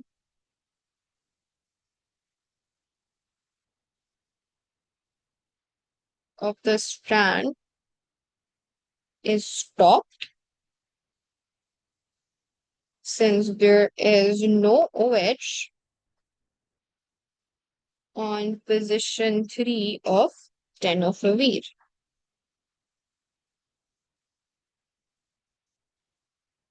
Pre-exposure prophylaxis is the use of therapeutic drugs to prevent the replication of HIV in the body following infection. The drugs are taken by people who are at risk of becoming infected. Ikra, I will be sharing the solved PDFs on the drive, so you will have the solved copy. The drugs are taken by people who are at risk of becoming infected. Tenofovir is one of those therapeutic drugs. I told you that we can take precautionary drugs. बीमारी से पहले दवा लेने को हम prophylaxis treatment या prophylactics बुलाते हैं. So they are telling that pre-exposure prophylaxis के वायरस से पैथोजन से एक्सपोजर से पहले थेरेप्यूटिक ड्रग्स लेने को हम प्री एक्सपोजर प्रोफाइलैक्सिस कहते हैं और उस ट्रीटमेंट में एक ड्रग जो हम यूज कर सकते हैं वो टेनोफोवीर है. In 2016, the United Nations set a global target of 3 million PrEP users by 2020. So UN ने एक टारगेट रखा कि 2020 तक there should be 3 million PrEP users यानी प्री एक्सपोजर प्रोफाइलैक्सिस कंज्यूम करने वाले लोग 3 million होने चाहिए. Table 3.1 shows the number of people across the world who received a therapeutic drug for PrEP in each of the years between 2012 and 2019. तो हमें 2012 और 2019 का डेटा दिया हुआ है. Calculate the percentage of people who received PrEP in 2019 as a percentage of the target set by the UN in 2016. Target क्या set किया था? 3 million.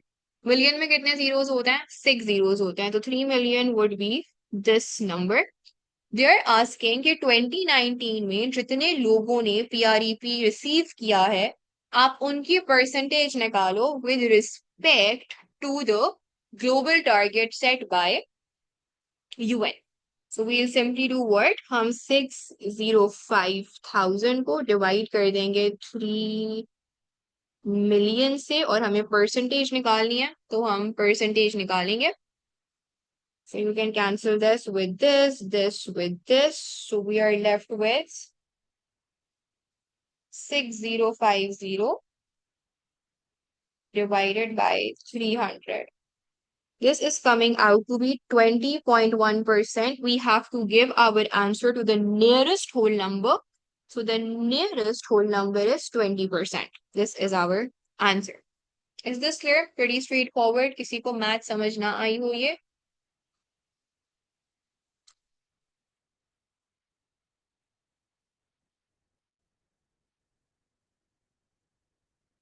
Okay. PrEP does not prevent transmission. It is showing that हमारा जो total target था, जो UN का total target था 2020 में कितने लोगों को मिल जानी चाहिए PrEP, उनमें से कितना को रिसीव हो चुका है. यानी कि for example I tell you I want 100 people to be educated in a population and by 2020 मुझे 100 लोगों को एजुकेशन प्रोवाइड करनी है 2020 तक, और 2019 में I am able to provide education to 60 people. Can you tell me the percentage of how much I have achieved? मैंने 60% अपना टारगेट अचीव कर लिया. सिमिलरली हमारे पास यूएन ने एक टारगेट सेट किया था कि 2020 तक 3 million people should get PrEP treatment, उनको प्री एक्सपोजर प्रोफाइलैक्सिस रिसीव कर लेना चाहिए। उन 3 मिलियन में से खाली क्या कहती हैं 6,05,000 लोगों को रिसीव हुआ। सो हमें ये बताना है कि अब तक कितनी percentage of people have received PrEP with regard or with respect to our global target. So part upon whole into total कर लिया। part हमने लिया कि हमारे पास अब तक कितने लोगों को मिला है। whole हमारा ग्लोबल टारगेट था। जब भी हम परसेंटेज निकालते हैं तो हमारा जो टोटल होता है इट्स ऑलवेज 100%, क्योंकि परसेंटेज हम 100% के एस्पेक्ट से डिनोट करता है ना। सो अब तक कितनों को मिल गई है upon the global target multiplied by 100. ठीक है?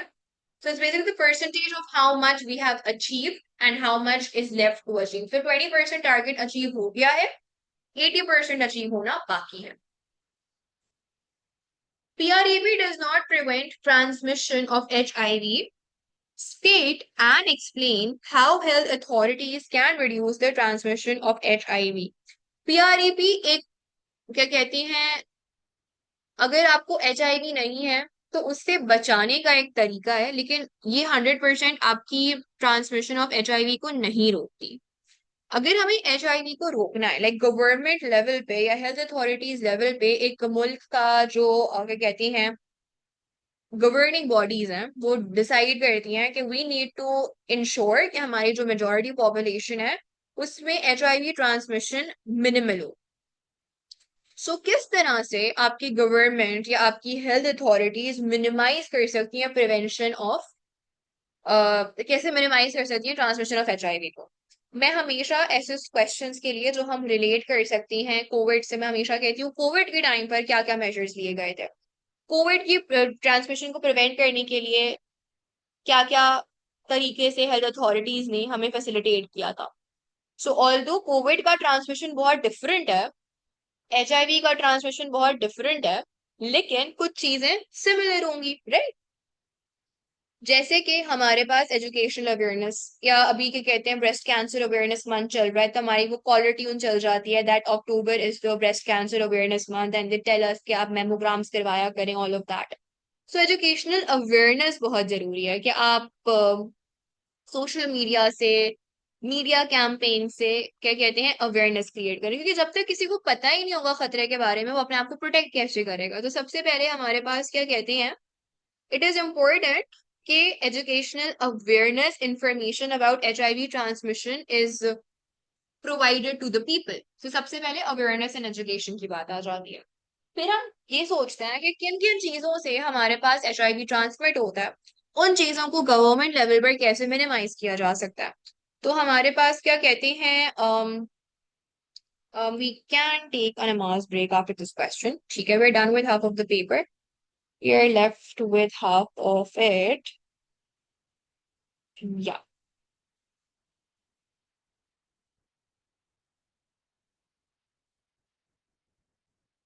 अच्छा जी। सो सबसे पहले हमारे पास अनप्रोटेक्टेड सेक्सुअल इंटरकोर्स से क्या कहते हैं HIV ट्रांसफर हो सकता है। सो इट इज इम्पोर्टेंट कि क्या कहते हैं mass production of physical barrier, जैसे कि आपके पास क्या कहते हैं कॉन्डम्स हो गए, फेमिडोम्स हो गए, उनकी क्या कहते हैं मास प्रोडक्शन हो, उनका यूजेज एक टैबू ना समझा जाए। सो propagate the usage and have an abundant supply of condoms for protected sexual intercourse. Then हमारे पास क्या कहते हैं, it should be important कि जो ट्रांसमिशन ऑफ कंटेमिनेटेड ब्लड है वो कम से कम हो। उसके लिए क्या कहते हैं, जब भी हमारे पास कोई भी ब्लड डोनेशन का सीन हो तो वहां पे हमारे पास हम प्रॉपर स्क्रीनिंग करवाएं ब्लड की to decrease the risk of transmission of contaminated blood. ठीक है। फिर मैंने एक बात बताई थी कि हमारे पास इट इज वेरी इंपॉर्टेंट कि अगर हम किसी HIV पेशेंट को डायग्नोज करें तो हम उसके कॉन्टैक्ट ट्रेस करें कि क्या अगर हमारे पास एक पेशेंट आया है जिसको हमने डायग्नोज किया with HIV, if that person is sexually active, it is very important to also test their sexual partners for HIV because it is possible कि उनके जो पार्टनर्स हैं उनको या तो पेशेंट ने ट्रांसमिट किया हो HIV, या फिर उनके पार्टनर्स एसिम्प्टोमेटिक कैरियर्स और उनको पार्टनर से मिला हो. So it is very important that whenever you diagnose a person with HIV, you trace their contacts to ensure कि वो लोग आगे HIV ना फैलाएं. ठीक है. सो उसके बाद क्या कहते हैं, या आई थिंक सो 4 पॉइंट्स तो हमने सोच ही लिए हैं. सो एक क्या पॉइंट हमारा था, एक हमारे पास पॉइंट ये था that educational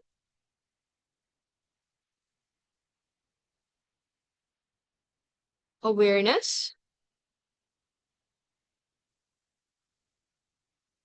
should be provided via media, via telecommunication and social media.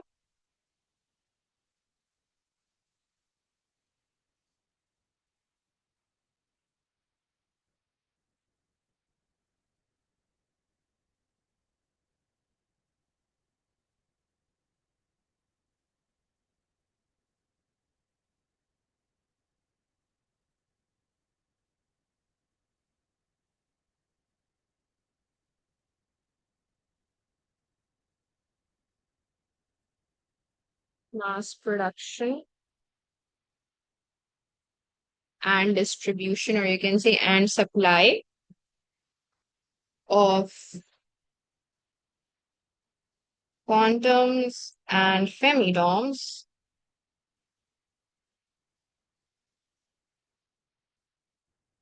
to ensure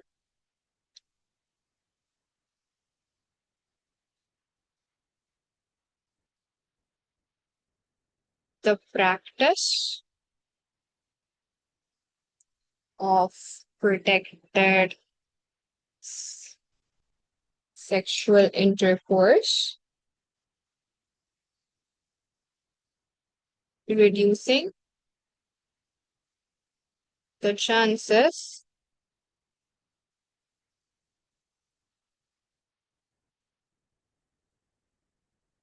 of transmission of HIV through sexual activity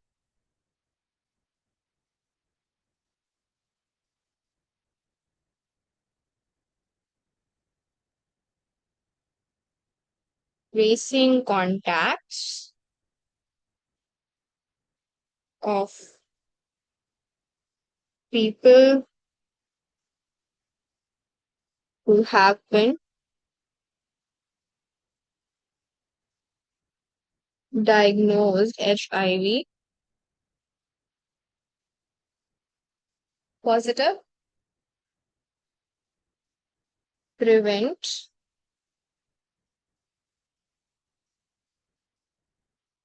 the donation of blood by HIV positive individuals. Okay. You guys can take a mass break. Um, yeah, we can have like 5 to 7 minutes with the there lage, and then we can continue with the remaining paper. Let's start. Next question, figure 4.1 is a scanning electron micrograph showing the tissue that lines the bronchi in the gas exchange system. So this is basically your bronchi. Bronchi is the plural for bronchus. Figure 4.2 is a transmission electron micrograph of a horizontal section made at the position indicated by the two arrows. So इस area का जो हमारे पास further micro magnified version है वो ये version है. ठीक है. सो ये हमारे पास स्कैनिंग इलेक्ट्रॉन माइक्रोग्राफ है, और स्कैनिंग इलेक्ट्रॉन माइक्रोग्राफ का जो इतना एरिया है उसका ट्रांसमिशन इलेक्ट्रॉन माइक्रोग्राफ फिगर 4.2 में. Name the cells labelled A and B. So if we talk about cell A में हमें सीलिया नजर आ रहे हैं. तो ये कौन से हमारे पास सेल होंगे, ये हमारे पास सीलिएटेड एपिथेलियल सेल्स होंगे. और अगर आप सेल बी को देखें, दिस इज बेसिकली और सेल बी. सेल बी से आप देख सकते हो किसी भी किस्म के सीलिया इस तरह से नहीं निकल रहा है। ये क्या होगा, ये आपका गॉबलेट सेल होगा। So A is your ciliated epithelial cell, whereas B is your goblet cell.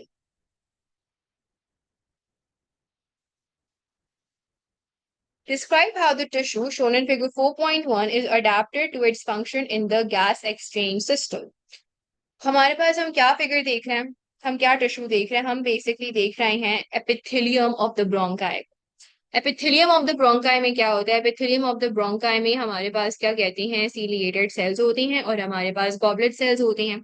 Goblet cells release करते हैं म्यूसिन को, which makes up the mucus lining of our epithelium. The mucus basically traps dust and pathogens, and the trapped dust and pathogens are then removed upwards by the cilia, either through coughing or towards our digestive system. So we would say that goblet cells of the tissue release mucin, which makes up the mucus lining of the bronchi. The mucus traps pathogens and dust particles which are removed by the cilia of the ciliated cells.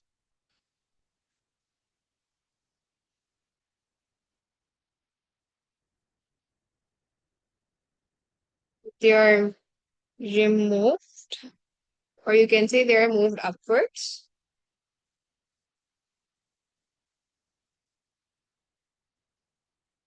to be swallowed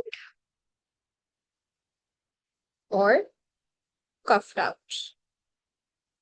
The structure labeled X in figure 4.1 have a characteristic internal appearance as seen in figure 4.1. Describe the internal appearance of the structures labeled X. If we look at the structures labeled X, the structures labeled X are basically cilia. हम cilia को यहाँ पर देख सकते हैं figure 4.2 में। तो cilia क्या है? cilia हमारे पास basically इनकी इंटरनल अपीयरेंस क्या होती है, इनकी इंटरनल अपीयरेंस बेसिकली होती है 9+2 अरेंजमेंट्स। और ये जो 9+2 अरेंजमेंट्स ऑफ माइक्रोट्यूब्यूल्स होती है, that is a characteristic appearance or the characteristic way to identify cilia.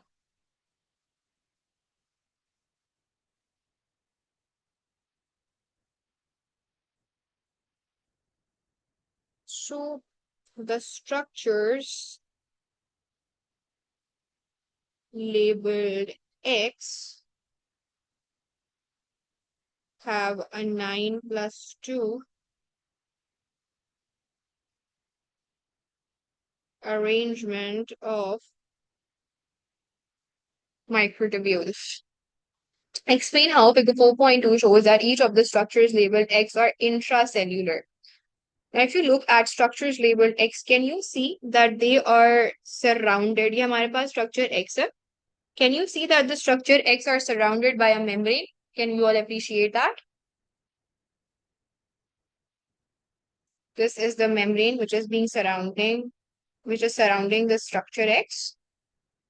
That's basically the cell membrane. And anything which is inside the cell membrane is intracellular, within the cell. So, each structure X is surrounded by the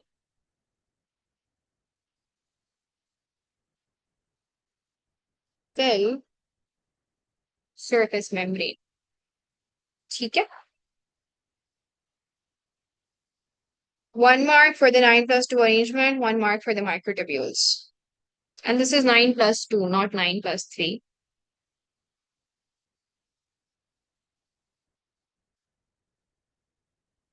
Stem cells are found in the lining of the bronchi. Describe the function of centrioles and explain how they are involved in the cell cycle of a stem cell. हमारे पास stem cells क्या करते हैं? Stem cells are basically cells which can divide and differentiate. So basically they're asking us कि जब भी हमारे पास एक stem cell mitotically divide करता है, so उसके माइटोसिस में, उसके सेल डिवीजन में जो आपके पास रोल होता है सेंट्रियोल का, वो रोल क्या होता है?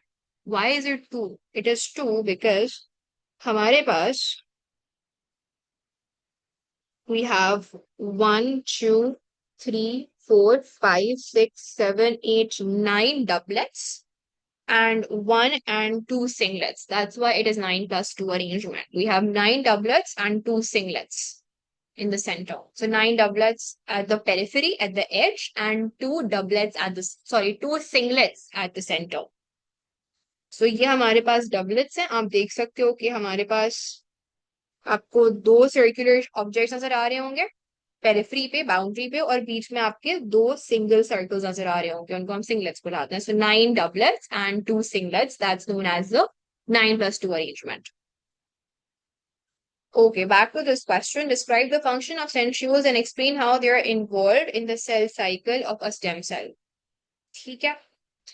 अच्छा जी, हमारे पास किसी भी सेल की अगर हम सेल साइकिल की बात करें, उसमें जो सेंट्रियोल्स का रोल होता है वो क्या होता है? That centrioles are responsible to form the spindle fibres. तो हमारे पास जो स्पिंडल फाइबर्स हैं, जो कि हमारे पास इंपॉर्टेंट होते हैं to form the spindle for mitosis, वो सेंट्रियोल से अराइज होता है.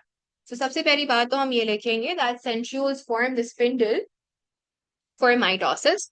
फिर हमारे पास क्या कहते हैं, जो जब माइटोसिस होता है, तो माइटोसिस से जस्ट पहले हमारे पास क्या कहते हैं, जो पेयर ऑफ सेंट्रियोल होता है, दैट बेसिकली रेप्लिकेट्स. बिकॉज हमारे पास क्या है, हमें सेंट्रियोल्स जो हैं वो टॉप पे भी चाहिए और हमें बॉटम पे भी चाहिए. हमें दोनों पोल्स पर क्या चाहिए? सेंट्रियोल्स चाहिए. सो हमारे पास जस्ट बिफोर माइटोसिस अकर्स, हमारे पास जो सेंट्रियोल्स हैं दे replicate. And when they replicate, तो हमारे पास they move towards the opposite poles of the spindle. और हमारे पास क्या कहते हैं, they then form the spindle fiber.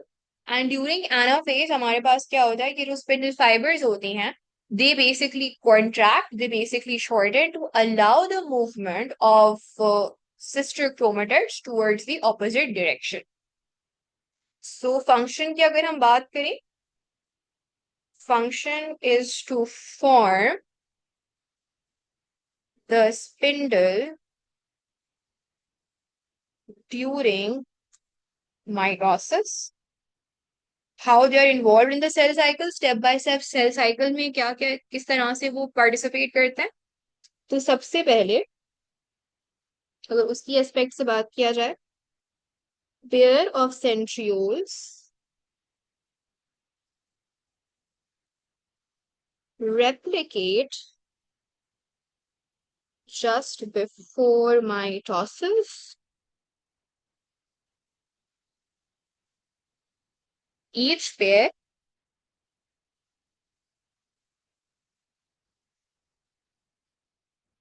then moves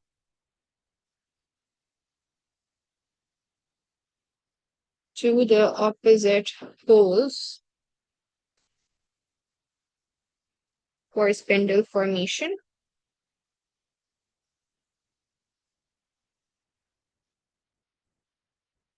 During anaphase, the spindle fibers contract, allowing the movement of sister chromatids.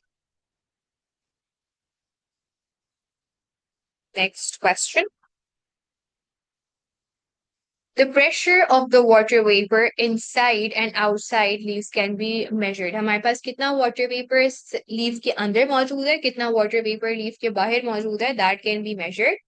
The difference between these pressures is known as the leaf vapor pressure deficit. What is another name that we use, or what is another terminology that we use to describe the difference between the pressures or the difference between the concentration of water vapor inside and outside the leaves? The water vapor gradient.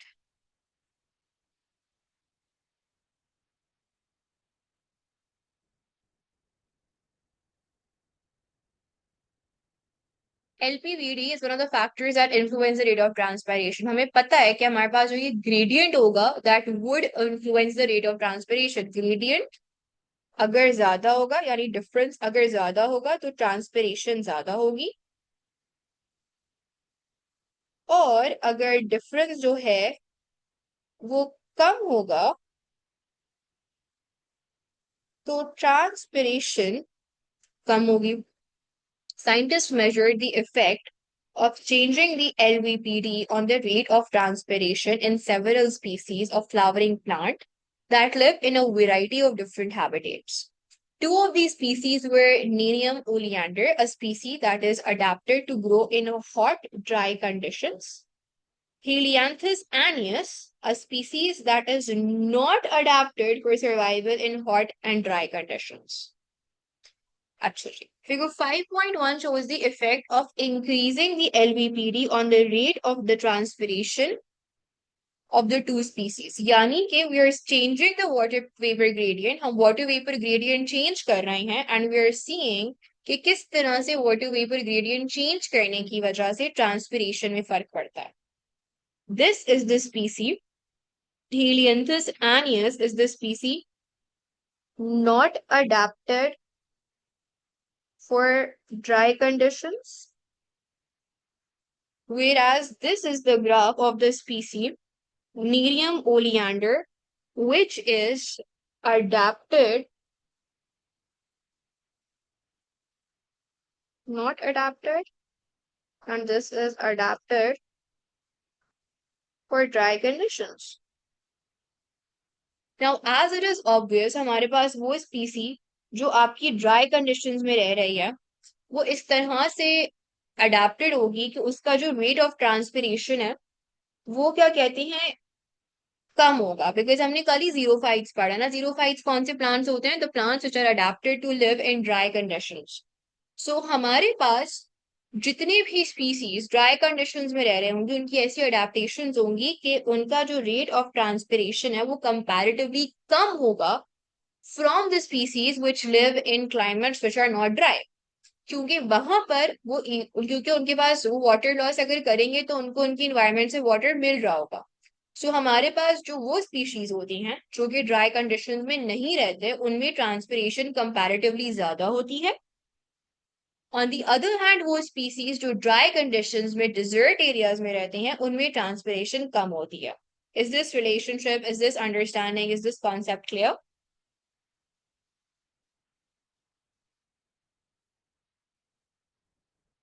Compare the results of the to species shown in figure 5.1. हमें compare कर रहा है ना. हमें ये नजर आ रहा है कि हमारे पास जब हम अपना लीफ वेपर प्रेशर डेफिसिट या सिंपल वर्ड्स में वाटर वेपर ग्रेडियंट इंक्रीज कर रहे हैं 0 से 0.5, 0.5 से 1, 1 से 1.5, देन 2, तो हमारे पास क्या क्या एंड देन ऑल्सो टिल 2.5, हमारे पास क्या कहते हैं टिल 2.5.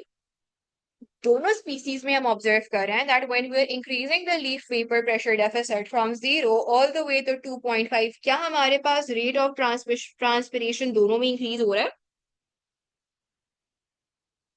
दोनों में क्या हमें इंक्रीजिंग लाइन दिखाई दे रही है?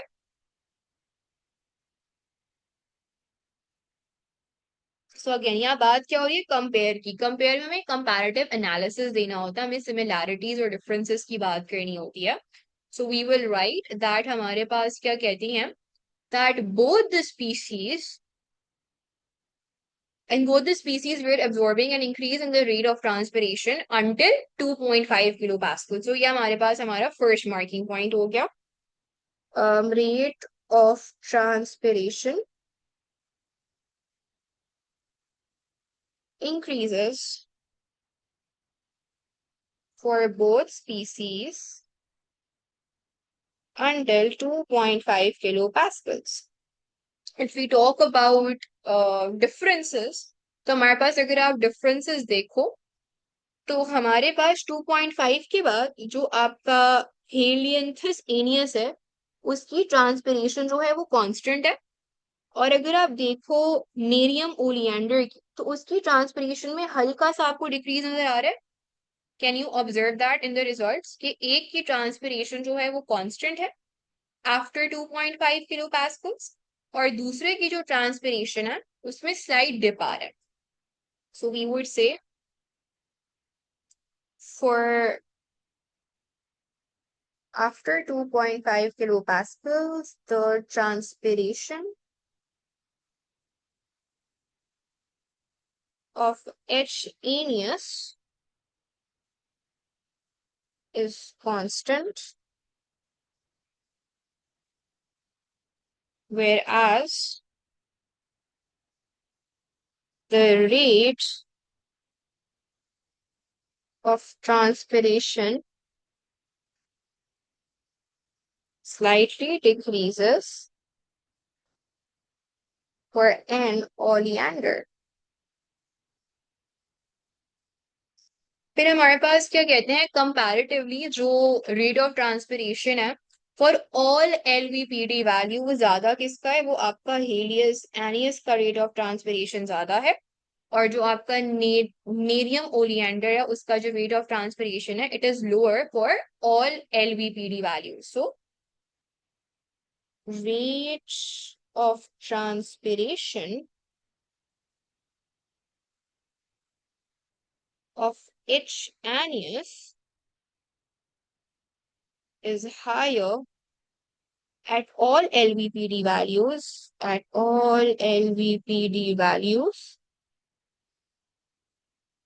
in comparison to Neil, what's the name? Nerium oleander. Is this clear? ये हमने सब डेटा से रिजल्ट्स लिखे हैं।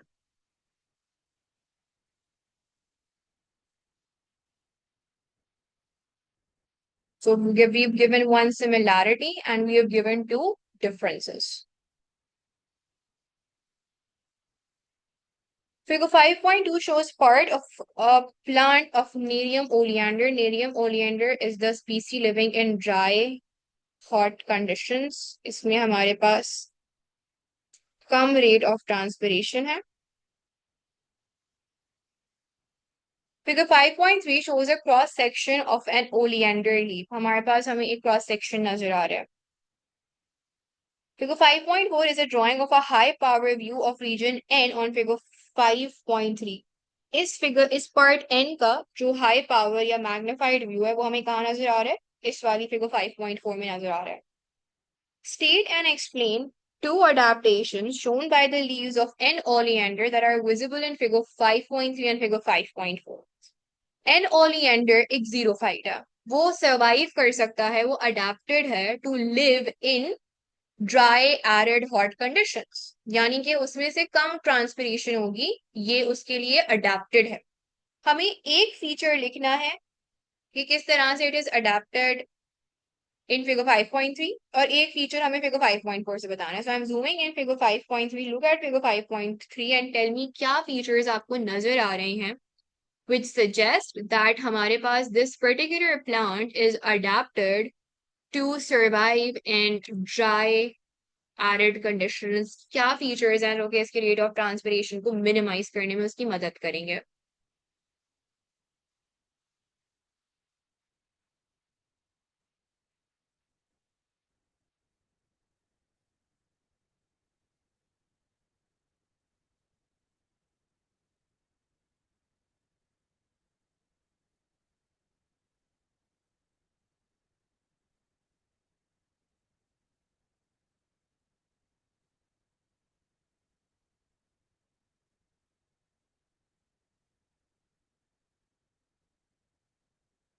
तो वी हैव ट्राइकोम्स, हमें फिगर 5.3 में भी ट्राइकोम नजर आ रहे हैं, हमें फिगर 5.4 में भी ट्राइकोम नजर आ रहे हैं। यहाँ पे ट्राइकोम्स इनके ज्यादा विजिबल है, ये आपके ट्राइकोम्स है।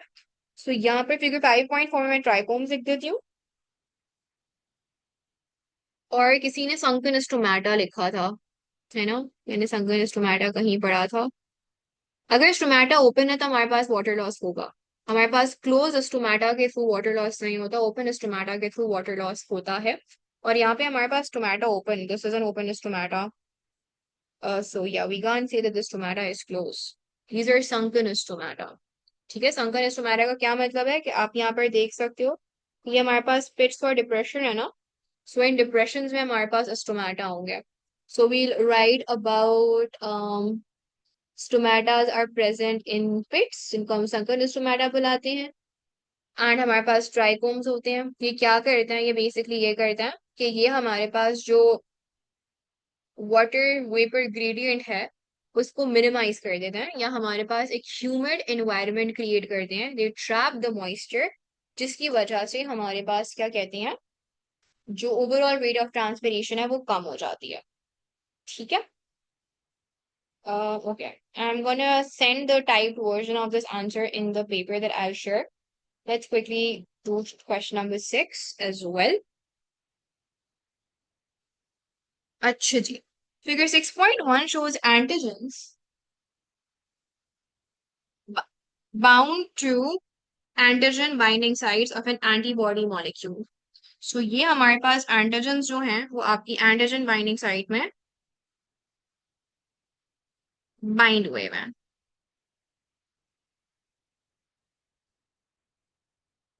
या the thick cuticle is visible, देखो यहाँ पर आपको नजर आ रहा है ये जो लेयर है ना, ये वाली लाइट ग्रे वाली, ये आपके पास क्यूटिकल की लेयर है।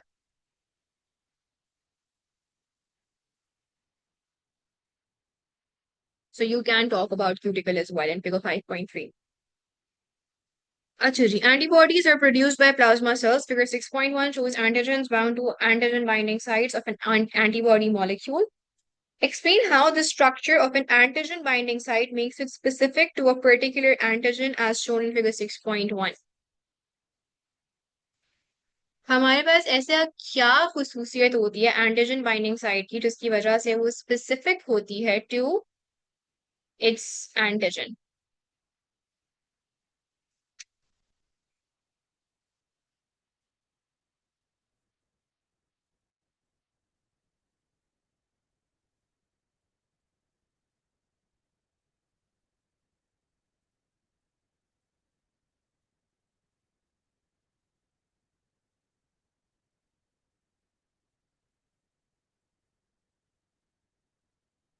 My question is that how the structure of an antigen binding site makes it specific to a particular antigen. Antigen binding site से एक ही antigen आकर क्यों bind कर सकता है, बाकी antigens क्यों नहीं bind करता? What's the reason for the specificity of the antigen binding site for its antigen? क्यों होती है वो specific? What's the term? We won't say it has a particular shape, we would say it has a complementary shape to its antigen. It has a complementary shape to its antigen. That would be our first marking point. And why does it have a complementary shape? Her antibody की जो antigen binding site होती है उसका जो tertiary structure होता है ना, उसका जो 3D स्ट्रक्चर होता है वो यूनिक होता है। जैसे हर एक्टिव साइट, हर एंजाइम की जो एक्टिव साइट होती है, it is specific for its substrate. क्यों होती है वो स्पेसिफिक? वो इसलिए स्पेसिफिक होती है बिकॉज हमारे पास क्या कहते हैं, उसकी जो थ्री डी बॉन्ड्स हो सॉरी जो उसकी 3D शेप होती है, जो उसकी टर्शरी स्ट्रक्चर होती है वो यूनिक होती है। सो वो इस तरह से बनी हुई होती है कि उससे सिर्फ उसका सबस्ट्रेट ही आकर बाइंड करता है। सिमिलरली हमारे पास जो एंटीबॉडी है वो ग्लाइकोप्रोटीन है। So antigen binding site of the antibody is complementary to the antigen because the tertiary structure of the antibody is arranged in a way which is unique to the antigen. Is this clear? So the antigen binding site is complementary to the antigen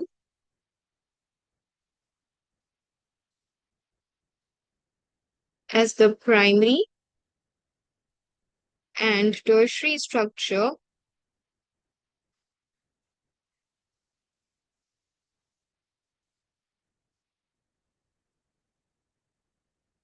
of the antigen binding site. Yeah, we don't use the word active site over here. It's the antigen binding site, or you can say the variable region.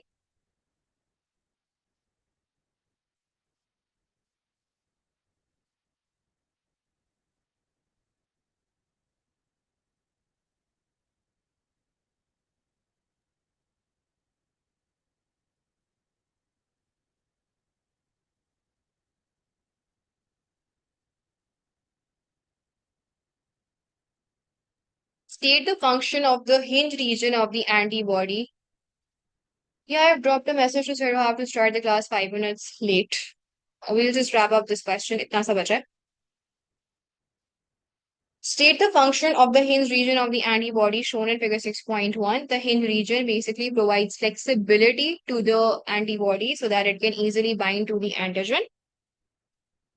Provides flexibility for ease in binding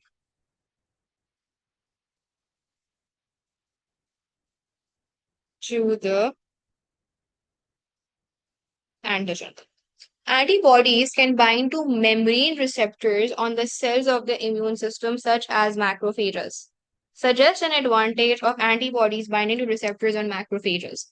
ऑप्सनाइजेशन की बात हो रही है. क्या फायदा होता है ऑप्सनाइजेशन का? हमारा जो कॉन्सेंट्रेशन होता है एंटीबॉडीज का, it can bind to any pathogen. इससे फायदा क्या होता है? How does that help our immune response? हमने बहुत डिटेल में ये डिस्कस किया था.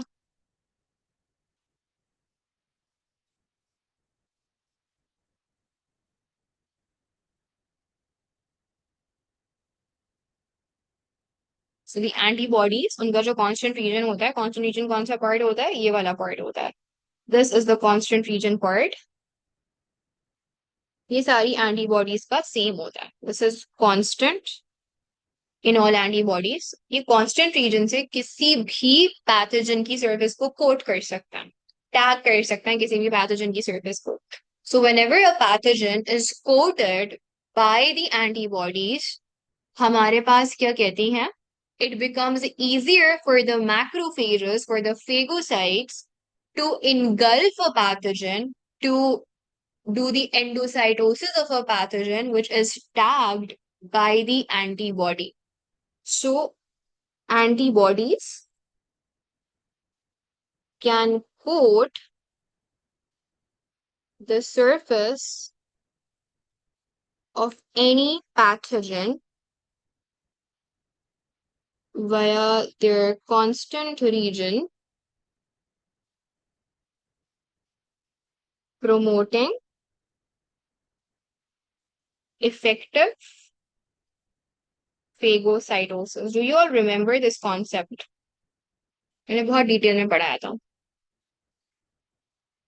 इट्स लाइक कि हमारे पास पैथोजन ज्यादा आसानी से आइडेंटिफाई कर पा सॉरी हमारे पास जो फेगोसाइट्स होते हैं, जो मैक्रोफेजेस होते हैं, they are able to identify a pathogen easily if it is coated by antibodies on its surface. एक फंक्शन जो एंटीबॉडीज का हमारे इम्यून सिस्टम में होता है वो ये होता है कि वो हमारे पास किसी भी पैथोजन को regardless of its size and shape coat कर सकते हैं अपने कांस्टेंट रीजन से, जो कि सेम होता है सारी एंटीबॉडीज का.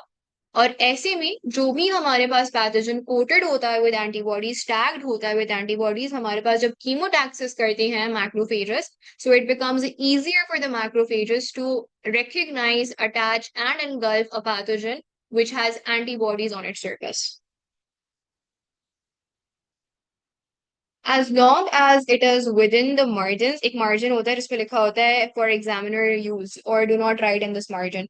अगर उन margin को आप क्रॉस नहीं कर रहे और आप within the margins, within the boundaries लिख रहे हो, तो आपका क्या कहते हैं? Acceptable होता है answer. Last part. It is estimated that immune system of each person can make antibodies to bind to over 10 to the power 12 different antigens. मतलब ये इतना बड़ा नंबर है कि आप क्या कहते हैं, 12 zeros ऐड कर दो.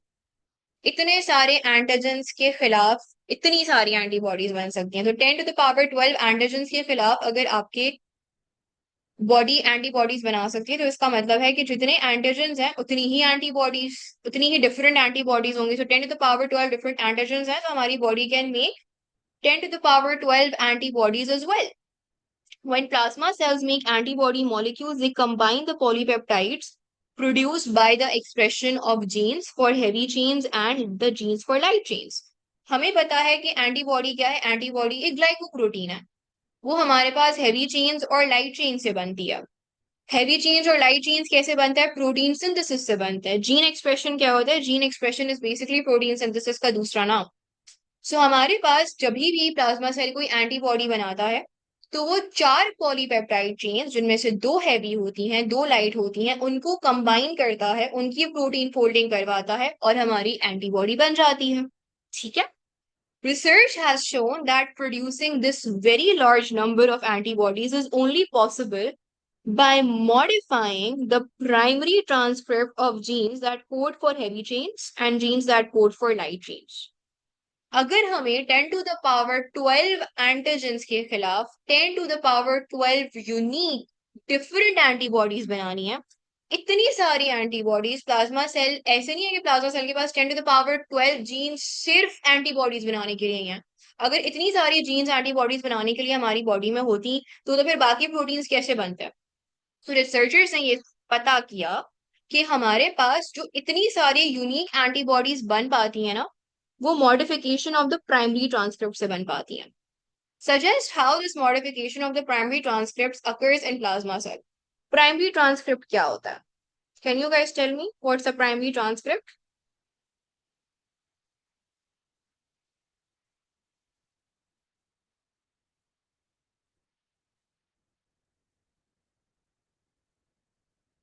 It's basically the immature RNA, the unmodified RNA. उसमें हमारे पास इंट्रॉन्स भी होते हैं एंड एक्सॉन्स भी होते हैं। Introns are non coding which are basically removed, और जो हमारे पास एक्सॉन्स होते हैं दे आर कोडिंग, और ये हमारे पास ज्वाइन टुगेदर करते हैं। अब मेरे पास एक एक्सॉन है, एक्सॉन ए, एक कोडॉन है ए, फिर exon B, exon C, which is coding for amino acid A, amino acid B, amino acid C. एक ये पॉसिबिलिटी है।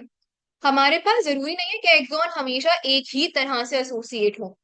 There are multiple probabilities, multiple possibilities, multiple varieties कि जब एक्सॉन्स ज्वाइन टुगेदर हो तो जो सीक्वेंस बने, जो कॉम्बिनेशन बने, वो डिफरेंट हो। फॉर एग्जाम्पल अगर A B C X join कर रहे हैं, तो ऐसे भी ज्वाइन कर सकते हैं बी सी ए, या फिर सी बी ए।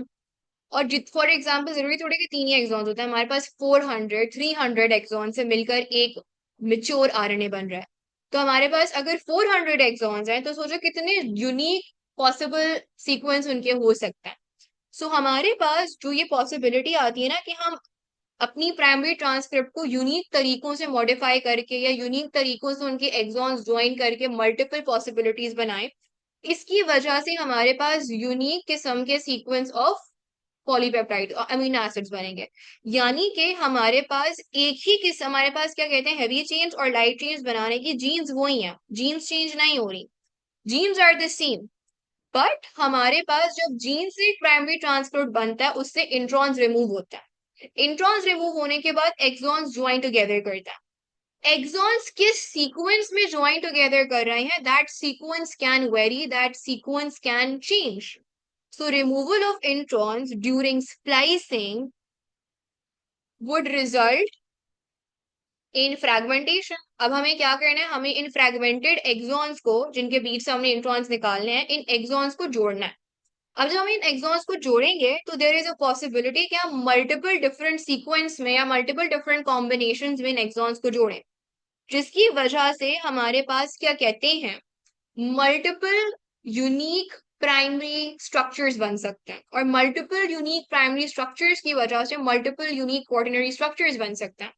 जितने यूनिक क्वार्टनरी स्ट्रक्चर्स, उतनी unique number of antibodies. Is this clear? So during post transcriptional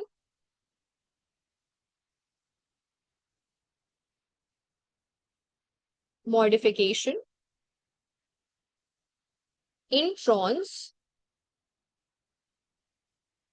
are removed via splicing.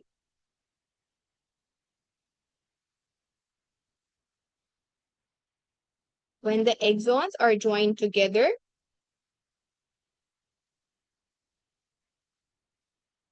to form a mature mRNA, they can join in different sequences, giving rise to different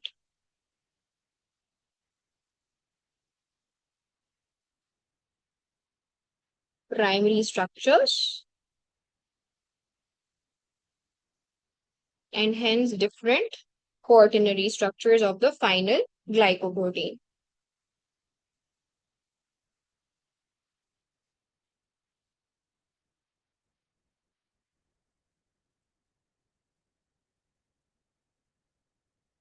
Is this clear? Any questions?